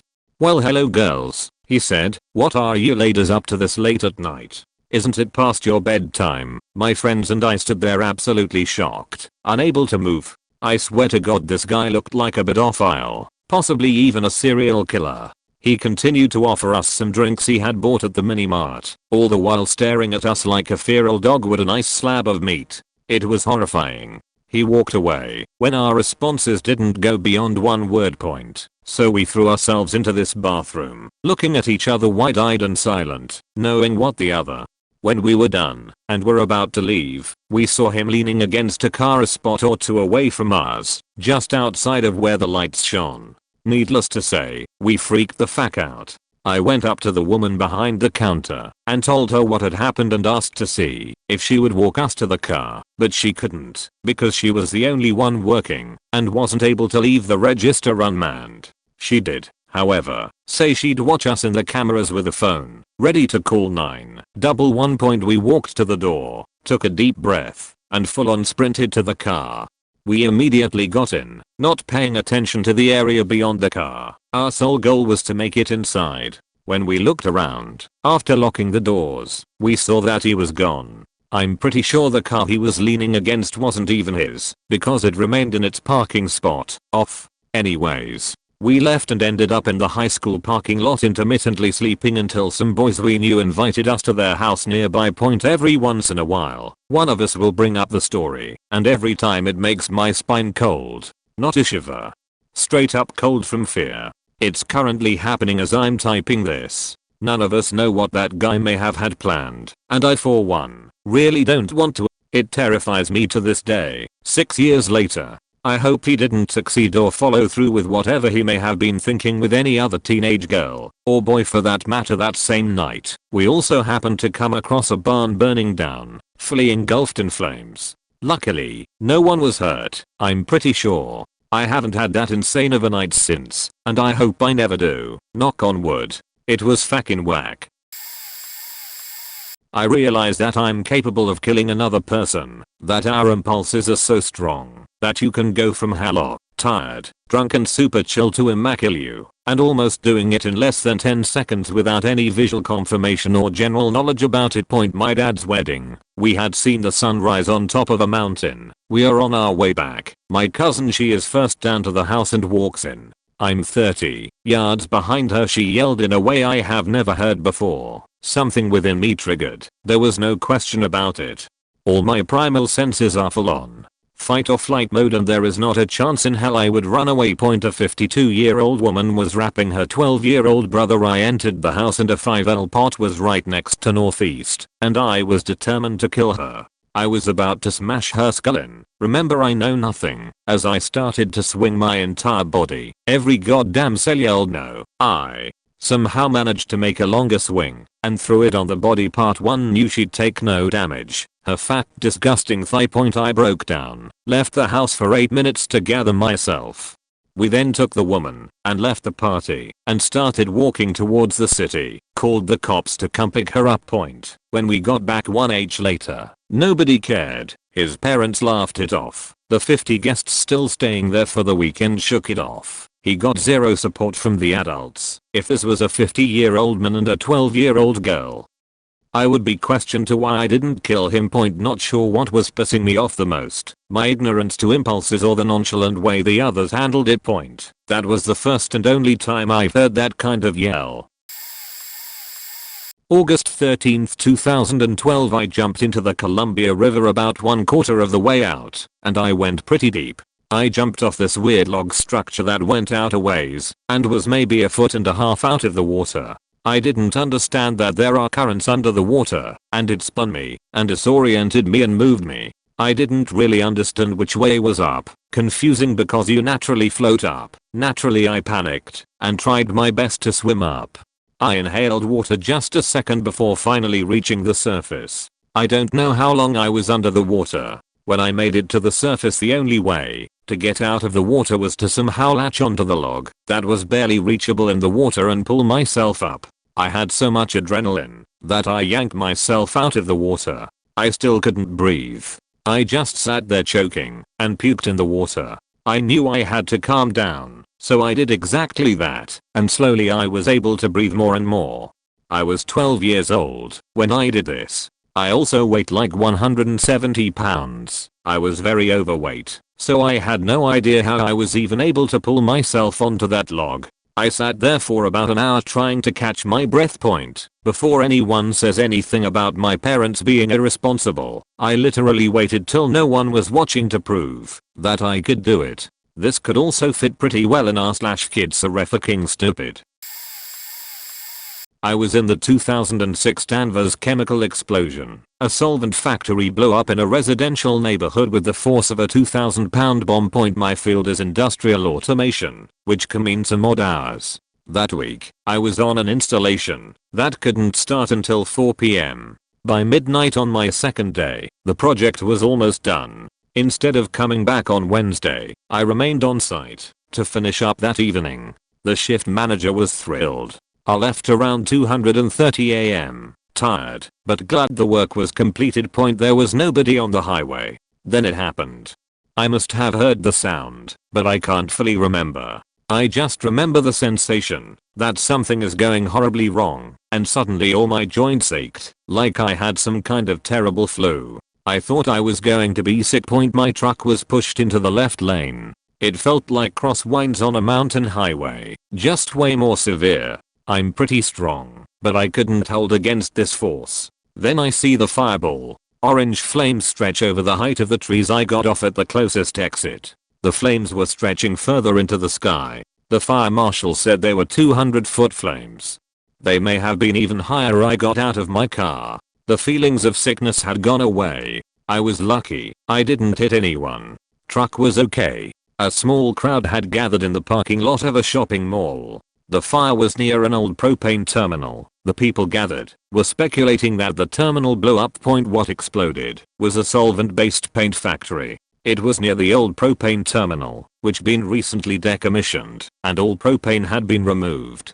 Had that terminal still been in active use, I made it home without issue. I lived less than 2 miles from the blast site. A small rock wall had partly fallen over from the blast. There were no deaths. Fortunately, almost everyone was asleep. Their bodies were relaxed, so even the people who had windows blasted in onto their beds still managed to survive without major injuries. I'm okay, but that was scary as hell. 10/10ths would not do again. Had a friend stay the night with me one night when we were 12 and 13, and we had snuck out and went and egged some classmates' house because we're young and dumb, and came back to my house when we heard police sirens. So we waited for the coast to be clear and decided to head back out into the streets because we hadn't had enough excitement for the night. So we walk across the town, which is fairly big, which took about an hour and a half, and we walk into a 24 hours Waffle House because we both needed to piss, and at this point it's about 2:30 in the morning. He goes into the bathroom first, and a young man walks up behind me and asks if I'm waiting on for the restroom, to which I replied, yes sir I am. And my friend comes out the bathroom and the guy asks if he can cut ahead because he only needs to wash off his hat. I reply to which yes he could, and he goes in and comes out promptly and leaves the restaurant. I go and piss, and at this point we leave the store, and the same guy's in a beat up old truck and follows us as we're leaving the parking lot, and he pulls up beside us and asks how old we were, and my first thought is that he was our undercover cop trying to catch truant teenagers like us. So out of instinct I reply 16, and my friend replies that he's 17. He says cool, y'all do any drugs, and we say we don't, and he asks us if we can go into the convenience store and get him some mojo. Mojo is street slang for synthetic marijuana where I'm from, and we tell him no. He then asks us if we need a ride anywhere, and at this point we both get a little nervous as we're both pretty scrawny boys. We know he's not a undercover at this point because of the vehicle he's driving, and tells us that we should get in his truck and he'll take us wherever we need to get to, and we tell him no thank you, and he says y'all should really get in my truck, and we said no, we are not going that far anyway, and he asks if there was anything he could get us, and quick thinking I said yeah, do you know where I can get some weed? And he says yeah, wait right here, and I'll bring you some, and we agree, and he pulls out swiftly, and we start haul-assing it across town. We don't get 1,000 yards, and we see his truck coming towards us rather fast, and we run to a hotel not far where we were and are hiding in the parking lot, when he turns in and me and friend start pulling on door handles, so we can find a place to hide and one truck. Door opens so we climb inside a stranger's vehicle at this hotel and lock the doors as his truck turns down the row of parking that we were on. He makes his rounds, and after about 5 minutes doesn't find us and leaves. Once we determine it's safe to get out we hop out and run the entire way back to my house constantly checking over our shoulders looking for this guy. We make it home safely, and at this point we are so shaken up we decided it was best to just go to bed. Looking back now we were very reckless and stupid. When I was around 10 to 12 years old, I attended my grandpa's funeral. My mom's side of the family all lives in Illinois except for her, so we made the 4-hour drive out, attended the services, went to see him lowered in. All that unfun stuff right by the graveyard was a house where you could eat with everyone attending me, my younger sister, and a few of our cousins decided to wander into the cornfield that was behind the house we all go in, and my sister and one of our younger cousins stay near the edge and make sure they can get out okay. Me and the 3 other older cousins decide to go in a bit further. Now at this age, I wasn't totally stupid, so I tried to keep track of our turns to ensure that we didn't get lost. Fast forward just a couple minutes and we are totally faking lost like holy shit, no one will hear us, we are gonna die out here lost. We are all scrambling, panicking, trying to find where the hell the road or the house is, and suddenly my simultaneously ingenious yet stupid as sees something. It's a goddamned wooden electrical pole, and what do those things always run along roads? So I grab my cousins and tell them that the road has got to be right there. We run towards it and sure enough, there's the road. We had turned ourselves around and ended up walking in the opposite direction that we thought we did, and it was quite a ways down the road we walked back, and obviously my parents told us we were stupid. But all was okay. In 2017, I came forward to my family about my dad being a creep towards me. My mother chose to believe him, so I went low contact to try and focus on therapy and heal. Right before Christmas that year, my mom's cancer, which had previously been in remission for a good few years, completely engulfed her, taking over her liver and bones. It was so severe that chemo would have immediately killed her. I came back into her life in time to watch her fade away, lost her right after New Year's 2018, and skipped mourning to focus on my dad stalking me. He creeped on me at the funeral in front of everyone. He bought a .9mm pistol as of arm and shooter despite already having a .22 rifle and a hunting rifle. He started showing up to my house at random, especially when he knew my grandparents were gone, which was made more frightening by the fact that I was renting half a duplex from my grandmother. A door connected her half of the house to mine, and she also had the key to the front entrance of my side of the house. Naturally, just like my mother, she'd opted to take my father's side too. This meant he had access to my home through her virtually any time he wanted, and I could do jack shit about it.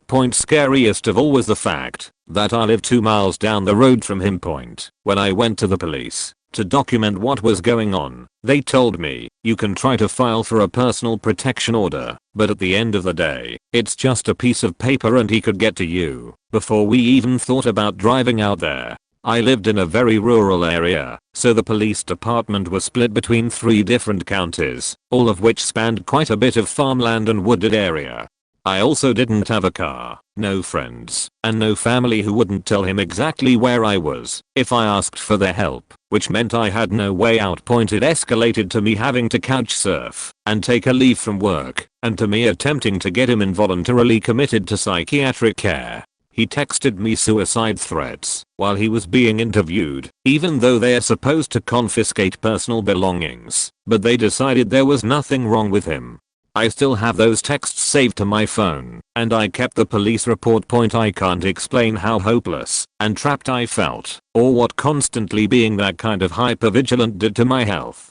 I would stay up all night staring out my windows and watching the door, and I had to survive like this for 3 months while I made plans to get out. I couldn't eat or clean or concentrate on anything. He went absolutely ballistic when I couch surfed, and he couldn't find me, and of course when I moved. I had to sneak into his house to grab a portion of my mother's ashes because he withheld them from me. I still have them in the mason jar I scooped them into. I was genuinely sure I wouldn't survive the whole thing, but I did. I moved across the country to get away from him and lost the rest of my family in the process of trying to protect myself. He's continued to harass me via email over the past 2 years and tried every card to manipulate me into contact, including falsifying mysteriously vague claims that he was going to die soon. He was super pissed when I asked my brother what he knew about that. He found my personal blog and sent me an email detailing entries I'd made about him from 2 years ago. I save everything he emails me to a specific folder as proof in case I ever need to pursue that restraining order I've bounced across 3 different states over the past 2 years, but he always finds a way to figure out where I am. Currently, I live about 6 hours away from where he and his family reside, and I know he knows the specific city I'm located in as well as the company I work for, so I'm always keeping watch. One time I swore I saw him in my drive-thru, and I had a panic attack, so severe I was off the floor for 30 minutes and had to stay in the back doing dishes for the rest of my shift. I'm careful, but I try not to let it rule my life now. The whole experience has definitely tainted true crime a bit for me, though.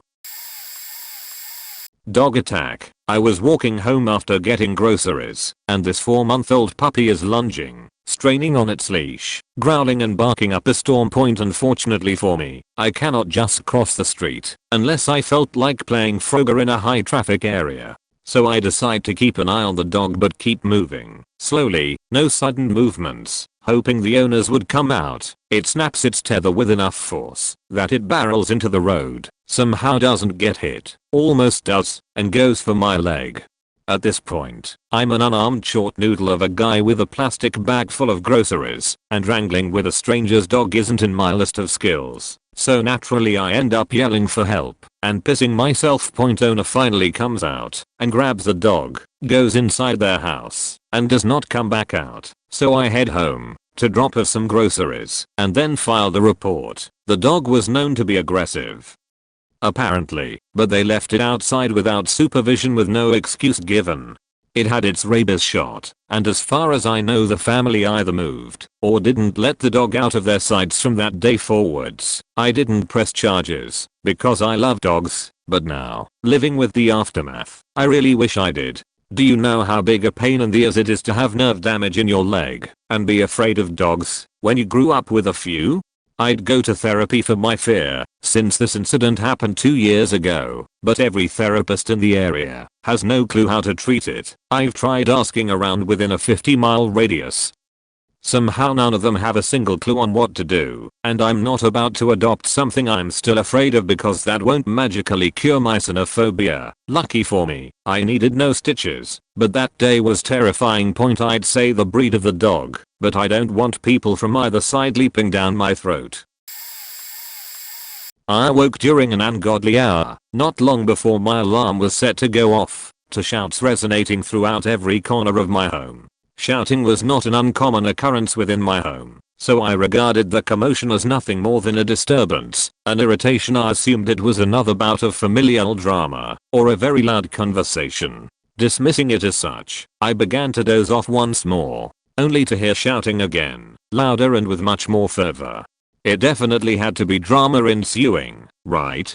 And, for the sake of maintaining the fragile semblance of peace, as well as my own sanity, I often mediated. I assumed that that time would be no different than any other. And how I wished I was right. Groggily staggering my way towards the commotion, I noticed my mother standing in my sibling's room. Before I could even begin to ask what the problem of the day was, she had collapsed, shouting at us to call an ambulance. We were younger then, so we had a bit of a hard time picking her up off of the floor, not to mention we were in a state of dumb confusion, trying to fully process just what was happening at the time. Was she in pain? Was it another blood clot? Another stroke or heart attack? Was there a chance she pranking us? For context, my mother has always been severely ill since childhood. In recent years, she's developed several chronic illnesses, all chipping away at her immune system to the point that she's virtually terminal. This wasn't the first scare that's occurred, but it had never been as severe as it was that particular day. Taking her to the sofa to make her more comfortable, I noticed that she could barely move. She could barely keep her eyes open. She could hardly talk. Her chest wasn't even rising and falling anymore. All the while, my siblings and I could do nothing more than pace and stare, wordlessly questioning whether there was anything more we could do than just stand by and hear her groan in agony.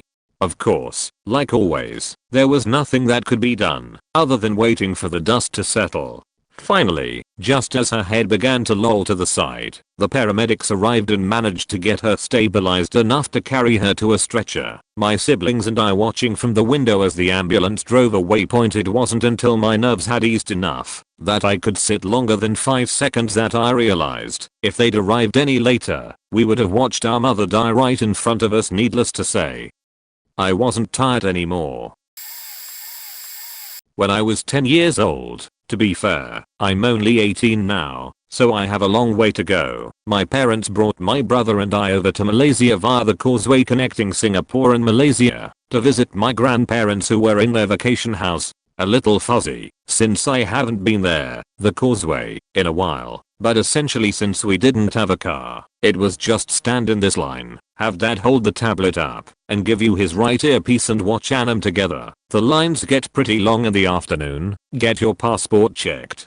Don't remember why, but my parents decided to split one child to one. So I guess I'm lucky I got my dad with me. Fast forward a bit, and we are walking down this sorta wide open hallway to somewhere. Dad's in front a little, I'm just trailing and trying not to get lost in the multitude of people around us. Suddenly something grabs my neck real tight and stops me. I look to the right and connected to the massive hand is this huge burly ass man with the, admittedly, most impressive, biggest beard I've seen ever, and he's wearing one of those terrorist looking outfits. Yak now, those stereotypical Israeli terrorist outfits you see in documentaries? Don't mean to be racist or offensive to anyone here. So there's me, 10 years old, relatively tall for my age, but skinny and nothing but a book and my jacket in hand, and this giant man had his hand firmly on my neck. In the middle of a huge crowd in what might as well be a foreign country. So obviously in my head I go, oh shit, it's her and I'm gonna die also, man. At this point I was literally ready to scream and bite his hairy knuckles off of me. Again, doesn't help that dad's 3 meters ahead and not known to be the most observant man ever. To my surprise he smiles and starts speaking Malay or some Eastern language. Actually might have been English through a thick accent, but I couldn't comprehend at the moment. To me, as a Chinese boy with little to no exposure to Malaysia and its culture, even in Singapore, ready to sheet my pants, I obviously had no idea what he was saying, but had enough grasp on my wits to smile and give him a look of confusion. After, like, 10 seconds dad turns around, and for some reason they start talking and smiling, like they're business partners meeting up to discuss their next financial transaction. Not only was I extremely scared, but frankly kind of confused at this point, so I just stayed quiet with his hand still on my neck. At the end, after the man had gone, dad has the audacity to ask Scary, and grin. To this date I have no idea who the man might have been, or what his intentions might have been, but it's stuck with me ever since as being intensely scary. Was into the whole backyard wrestling thing in the 90s. We were not bright. We used the high school soccer / practice field because we actually had a few dozen fans who would come and watch. Some would tape it. All in all, it was one of the few things to do on a Sunday in our small town. Towards the end of our 3-year run, a few guys were going away to college. The 2 guys who started the group were going to have one last match and then retire. One of those guys was insane. He'd already been blinded in one eye due to wrestling and would go on to die in the ring as a professional wrestler years later, and felt like it was his job to leave everyone breathless. Well, long story short, he came up with this idea to be powerbombed off the top of the scoreboard tower, which was conservatively 10 to 12 feet off the ground, probably more like 15. The time comes, and we set up to table to break his fall. Yet as the moment came, everyone saw that the tables were too far from the base. Unfortunately, this was as crazy friend was on other friend's shoulders. We all shouted to stop, and somehow they heard us and tried to stop, but crazy friend already had his weight over the edge and ended up tumbling backwards off the tower. He hit one of the crossbeams on the base and shattered his upper leg bone. One of the worst parts was having to hold him in place while the EMTs put his leg in and immobilized. His leg was bent in too many directions. He, fortunately, went on to recover, and with a steel rod in his leg he recovered full mobility. But watching him fall from that tower is burned into my mind. Several of us, more than 20 years later, still have nightmares about it. I have been followed so many times, it's not even funny. I have a tendency to be excessively paranoid and panic easily due to years and years of abuse, rap, etc. This year alone I have been followed 6 times. Most recent was this Monday. I was on my way to work with my best friend in the passenger seat. So lucky this time I wasn't alone. Driving at 4:30 am. It's dark obviously. A truck passes me. I completely forgot I had my brights on, and honestly my brights are not much brighter than my dims. I've accidentally left them on a few times over the years, and not once has anyone done a "hey, a shat, your brights are on" flash. Anyway, he passed me, only to suddenly go from 60 to 45. I assumed there was a deer and just hit my brakes. Another car starts coming from opposite way, realized my brights were on, so I shut him off. Without thinking, once he went past us, I flipped him back on. At this point there is a good 4 to 5 cars length of space between us and this guy. I realize that this is still relatively close, and I had a moment of oh my god, I'm such a dick. I probably just blinded him. So, just as I was about to turn my brights back off, this dude slams on the brakes, flips his blinker on, pulls over, so I went around. He then proceeds to hit the gas, turn on his brights, that were like bright, and ride our ass. Like so close that if I even tapped the brakes he would have hit us hard. I moved my mirrors, so I wasn't blind, and just kept driving. Like if he wants to be childish and stupid, fuck him. From the point he started tailgating us to work is 20 miles. And at this time of day there is never really anyone on the road. We see maybe 1 or 2 cars until we get to the freeway. I mean, could have been coincidental that he had to go the exact same way as us the whole time, but he followed us all the way to the freeway. Our last second blinkered and he followed. He was so determined he even almost caused an accident by fully cutting off a semi going 70-80 miles per hour at least as he got onto the freeway, just so he wouldn't lose us, and still left his brights on. If I changed lanes, he changed lanes. At this point I'm like, okay, yeah, this is weird. Had my friend pick up my phone and message our maintenance guy at work. He's a badass motherfucker. He used to be the supervisor and honestly we both trust him with our lives. He messages him and tells him, hey, some person in a pickup is following us to work and we don't know what to do. He just tells us, pull into the front gate, I'll be outside waiting. Suddenly the last exit before our turn off he whips off the freeway. I was panicking so badly. Go talk to the current supervisor, tell him what happened. And he laughed and goes, EHH, you would have been fine. Even if they did follow you here. Worry too much. They wouldn't have done nothing. Like basically brushed it off entirely. Like I was joking or being dramatic, and he would have done absolutely nothing if they had followed us and been dangerous. Luckily the maintenance guy's ex-military, he doesn't fuck around, and was ready for anything. Scares me what could have happened if they did pull in after us and all we had was our idiotic supervisor to help us, a guy who worries if we don't wear our PPE, but if a potential dangerous situation that would put 2 of his employees at risk is presented, he laughs. Obviously would have called 911, but in my panic first thing I thought to do was get a hold of the maintenance guy. I'm just glad the guy finally turned off. TLDR, accidentally pissed someone off. They followed me almost all the way to work. could have been dangerous. Supervisor thought it was funny. Maintenance guy was ready to mess someone up. My friends and I always go to this remote / backcountry lake multiple times every summer. It's really like a secret paradise, and every time we camp there we jokingly consider staying and starting a hippie commune. Despite being so majestic, it is quite remote. No cell phone or internet service available because it's surrounded by large mountains and is even distant from any well-traveled roads, only logging roads, and even still it's down a ravine and hard to find. Because of this, there is always a fear that our camp could attract a grizzly bear, as they do live in the area. If someone were to get injured, it would be a long while to get to the closest hospital. We are sitting around the campfire telling stories and having some drinks, and the evening is coming to a close. While we had another incredible day, that fear begins to mount. Looking around at the total darkness, what if something is out there? We were all thinking it, but no one was addressing it.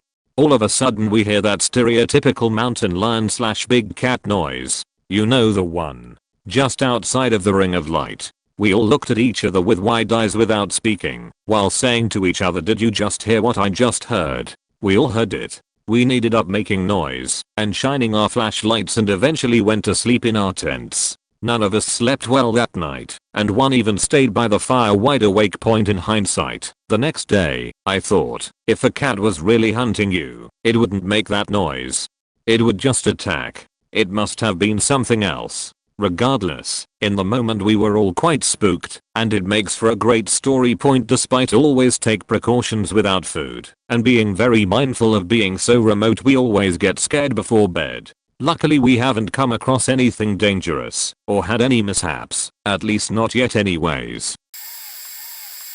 I was 14 and me and my girlfriends used the sleepover trick to go out and celebrate carnival in a different town. It was a fun evening till we arrived in a billiard bar. I left the group to order a drink at the counter and got babbled on by a drunken guy. I injured him and tried to stay friendly, but wanted back to my friends. He tried to stop me and got more and more aggressive. Suddenly an older guy tipped on his shoulder and asked him to listen to me and leave. It escalated quickly.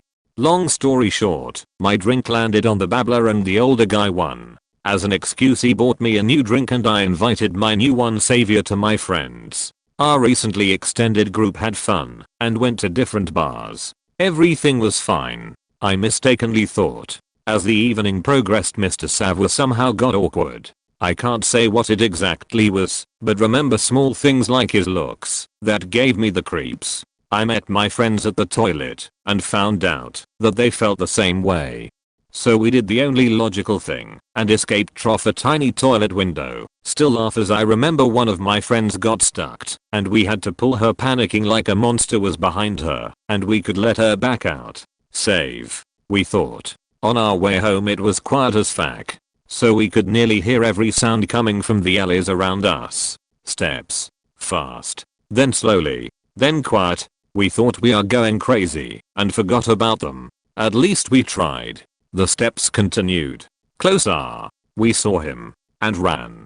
As we thought we lost him, we suddenly realized that the alley we took just split, and since he wasn't behind us anymore, he'd come from the left side as soon as we'd reached the next junctions. Never again felt such a terrible fear. My girlfriend cried and all of us thought we are going to die. I picked up her empty glass bottle and smashed it, ready to defend. Then we ran. No one dared to look back till we reached my friend's house. Point obviously we didn't die. We don't know when he gave up following us. Maybe he heard shattering the glass. I just know I never felt so much fear. And sometimes the first impression is wrong.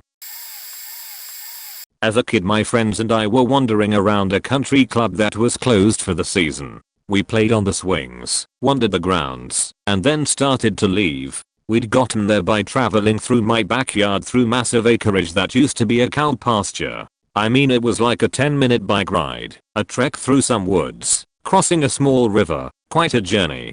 So we only knew the one way back, and the rest of the place was fenced in with like a tall chain link fence topped with barbed wire. As we went to leave though, we saw a guy dressed all in black and holding a machete. When we called to him, he raised it threateningly. He was blocking the only outlet and we didn't know what to do. We waited for him to leave, but he didn't. So we searched the grounds for a way around or out, but were fenced in.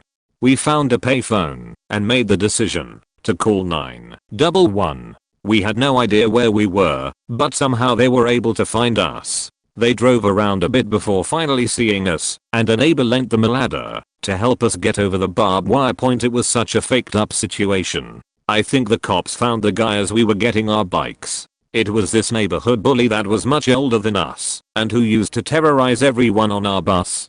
Don't know what happened to him though. Not exactly scary, but just creepy and uncomfortable. I'm a transgender male, born female, identifies as male. I was hanging out with a friend at a BBQ her family and friends did every night for dinner. I was staying the night anyway, so I had to go. Her parents knew I had come out as transgender recently, and they and their friends were curious about my plans to transition, which is fine, because they were supportive. It was nice talking with them, but that nice feeling didn't last long thanks to the host of the BBQ deciding to take questions a step further. We'll call him Bruh, because I don't remember his name. I want you guys to know I was 18 when this happened, and Bruh was like in his 40s. Keep this in mind. So, I was talking to the group about me wanting to start testosterone once my parents have adjusted to my new name and pronouns. Then, Bruh had a question. Bruh, so what kind of surgery are you going with? Me, oh, I want to go all the way. Bruh, ah, okay. So, what kind of dick do you want? Me, I'm sorry. Bruh, what kind of dick do you want? Are ya getting one of them tiny dicks, or are ya gonna get a big fat one? Me, well, I haven't looked into those types of surgeries yet, so I don't know. Bruh, you should get one of them big ones. Don't go tiny dick cause you can barely call yourself a man at that point. Me, okay. Bruh, and when you get one, I wanna see. Come back over and wipe that bad boy out. I'm curious what that would look like. I was getting really uncomfortable and the others could tell, so they told him to shut the hell up and we just changed topics. I didn't feel okay with talking to him the rest of the night. My friend apologized for how creepy he was being when we got back to her place. I said it was fine when really it wasn't, and I just didn't want to talk about it after that. I don't plan on going to another BBQ if he was there again. Was at a lake with some friends 2 years ago, and there was a spot to go cliff diving. So many people swam there and it always seemed safe. Only 2 deaths on record in the span of like 50 years. I had just jumped and veered off on accident towards a deeper part of the lake. Most people jumped straight. I went towards the left a bit. I remember being underwater and my ankle got tangled in some vines all the way at the bottom. I tried to stay calm. Yanking wasn't helping. So I opened my eyes underwater to try to quickly untangle my foot. No dice. I tried kicking myself upwards from the bottom, but the vines were strong. I couldn't see well, and I tried kicking my foot again to get it free, and when I kicked I knocked into an unbalanced rock pile, and a big one fell onto the ankle that was already stuck. I was screwed and started panicking. I remember thinking back, that's it, I'm gonna die today. My friends will all be traumatized for having me jump first. I didn't even hug my mom goodbye this morning. Fact, the stars must have aligned for me that day, because unbeknownst to me, there were a group of people doing dive training that morning. My friends saw them, and when I had taken too long to come up, 2 of the divers swam to me and got me free, right as I had run out of breath. Scariest experience ever. I still keep in touch with one of the divers from time to time, and this actually got me to quit smoking, because I realized I really couldn't hold my breath for long. I would say that time I got robbed by the lankiest, most crazy looking, probably filled with diseases, sunken-eyed drug addict out there last year. I was 17 and it was the first it ever happened. I was about 15 minutes away from where my friends were at. I had 20 euros with me for a night out, and that motherfucker took it from me faking he had a knife/gun under his jacket, when he was very clearly using his hand/finger. So much shit crossed my mind. I first thought I should just give him the bill and move the fuck on, and then I thought about how small/malnourished he looked and was considering lashing out and beat the shit out of him out of pure angriness. I had been put in this situation for some faking reason. Then I thought about my girlfriend slash family and how they'd feel if this plan went to shit, and maybe he did have a faking gun, knife or something, anything really. So I swallowed my pride and buried those I can be my own hero versus this faking wreck of a human and just gave him the faking €20 bill, told him to fuck off, and ran like a cheetah. I still think about that faking guy from time to time and get mixed feelings. Sometimes I hope he got clean and is doing something good for himself slash community, and others I just hope he's on a faking ditch dead somewhere busy not being a problem for anybody else. I don't know, fuck that experience, that's for sure.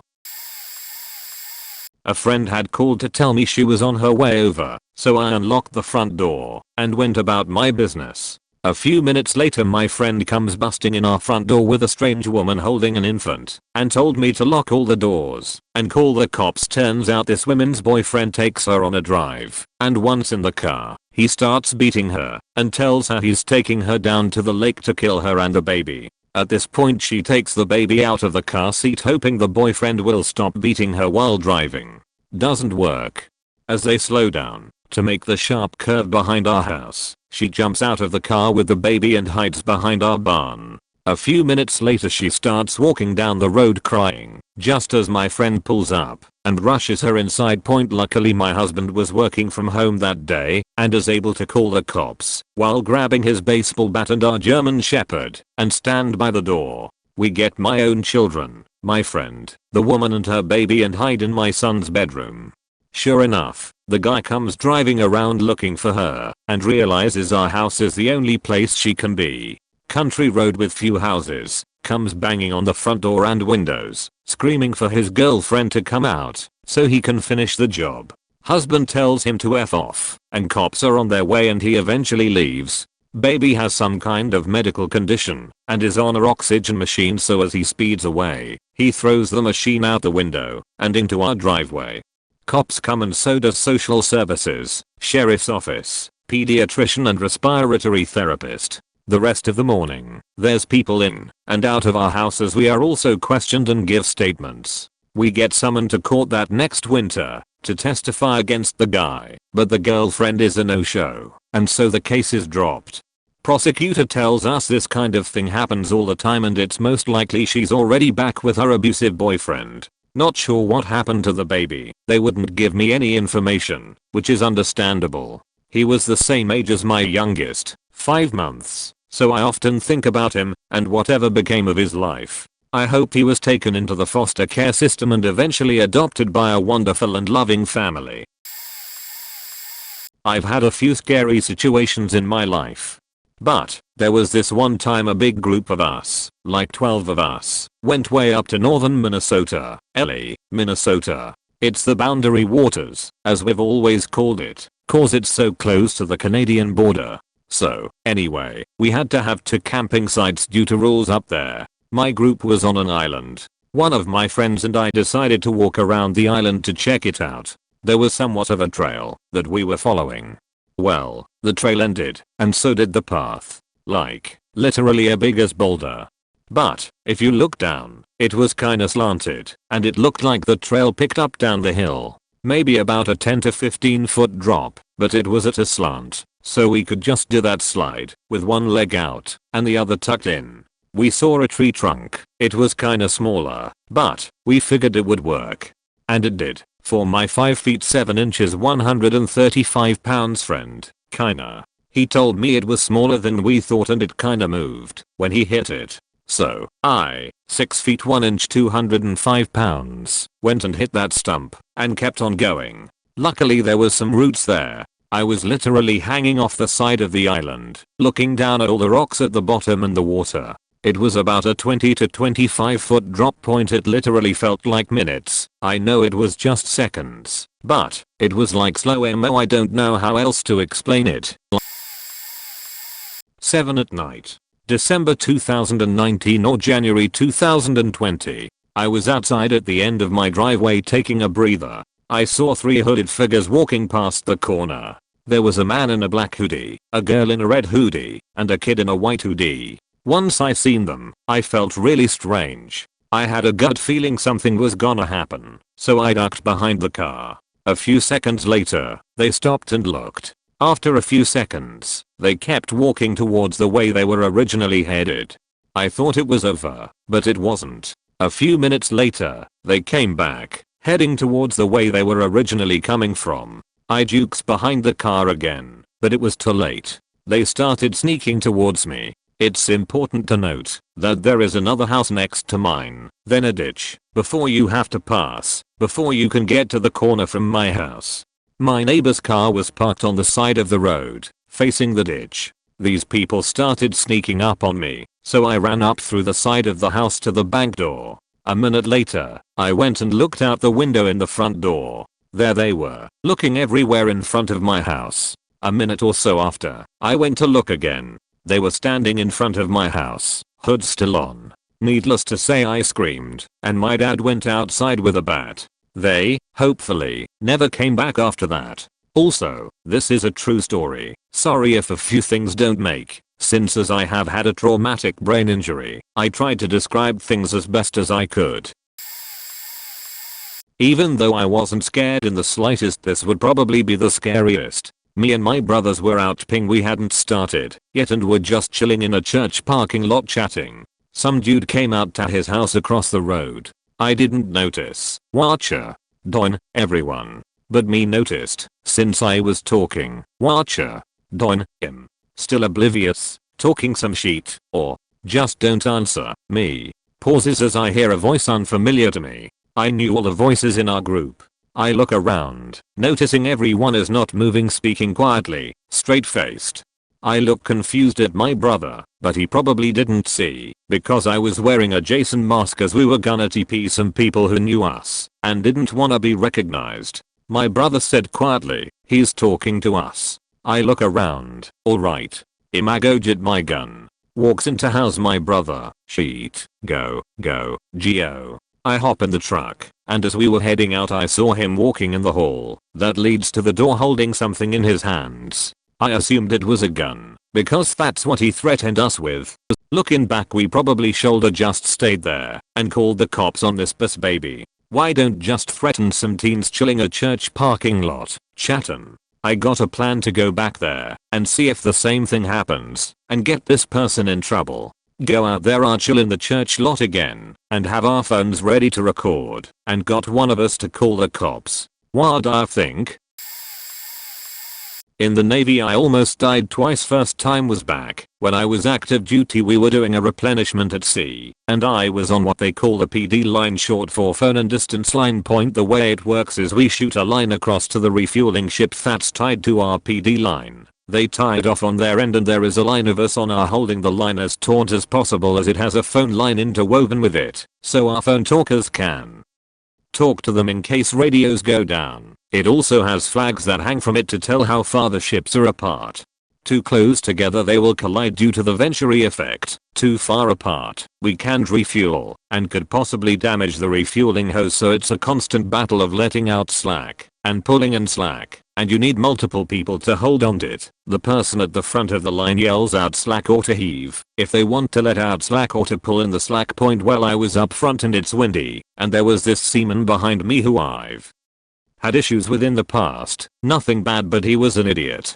So we are dealing with the refueling operation. Next thing I know, I get yanked forward and it tosses me against the lifelines, and I stop myself by grabbing onto them, essentially stopping myself from getting tossed over. So I'm looking over the edge of the ship at the waves not even 10 feet down, and I realized if I went over I'd get sucked down and either get minced by the propellers or drown. I turn around and the seaman who was supposed to be behind me helping me hold the line is just standing there looking at his hands. Apparently they started to hurt, so he let go of the line. I was furious and started yelling at him, asking him what the fuck was wrong with him and what not, before the safety officer stepped in and told me to step back and to cool off. Second time was actually just earlier this year. Got deployed to Iraq and got rocketed. Nothing super interesting about that one. We pissed in some owns Cheerios and they didn't like us, so they launched a bunch of rockets at us. At the time I wasn't really that scared, just on edge, but looking back, yeah, it was kinda scary. I had never been in that situation before.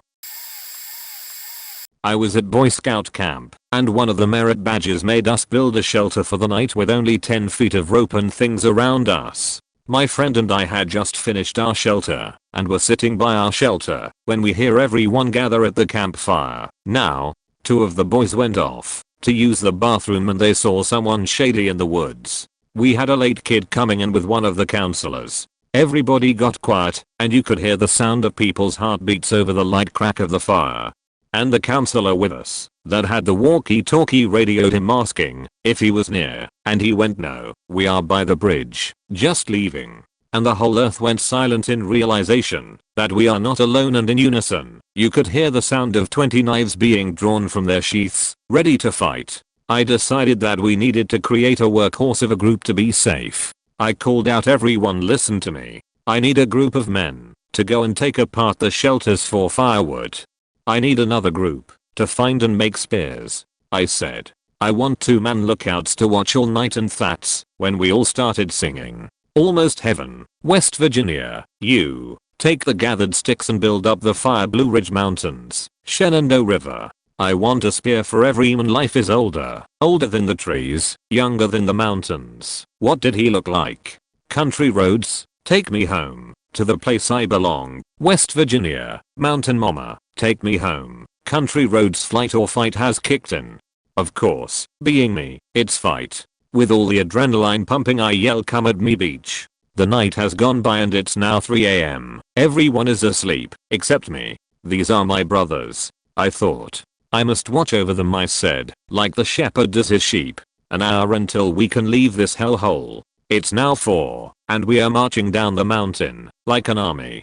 We are sore and tired, and the blood is pumping back in, replacing the adrenaline. My knees start to give out, but my best friend is there to catch me. We are back at camp, paranoid of the mysteries of the dark woods. I hear this loud growl, and I scream, but it was just the guy in the camp next to ours with nasal issues. And my friends and I talk about this encounter ever since. To come to mind when I was in 8th grade, so around 12 to 13, I was walking my dog at night at a local park. It has a wood section, with lights at the path, and then open area, no lights but semi-lit from street lights a bit away at first part, then pitch black at second part. Walk through woods okay, and we turn into the open area, so woods are now behind us, and my dog kept looking behind us and growling. We had her 14 years and that was the only time I ever heard her growl. I couldn't see anything, but she definitely could tell something was behind us in the woods. TBH, probably just a coyote, but scared me enough I booked it out of there and back into neighborhoods. I was not about to walk into the dark section not knowing who or what was watching us from the woods. I also had a time where I got into my car after shopping, middle of day, and a guy knocked on window. I stupidly rolled window down assuming I must have dropped something. I live in very safe town overall. It's a guy who looks like he's probably just in 30s, but super sun damaged skin, so looks way older. I was 18 or 20, and he says, "I saw you walking across the parking lot and I just thought you were so beautiful and knew I had to come over and tell you."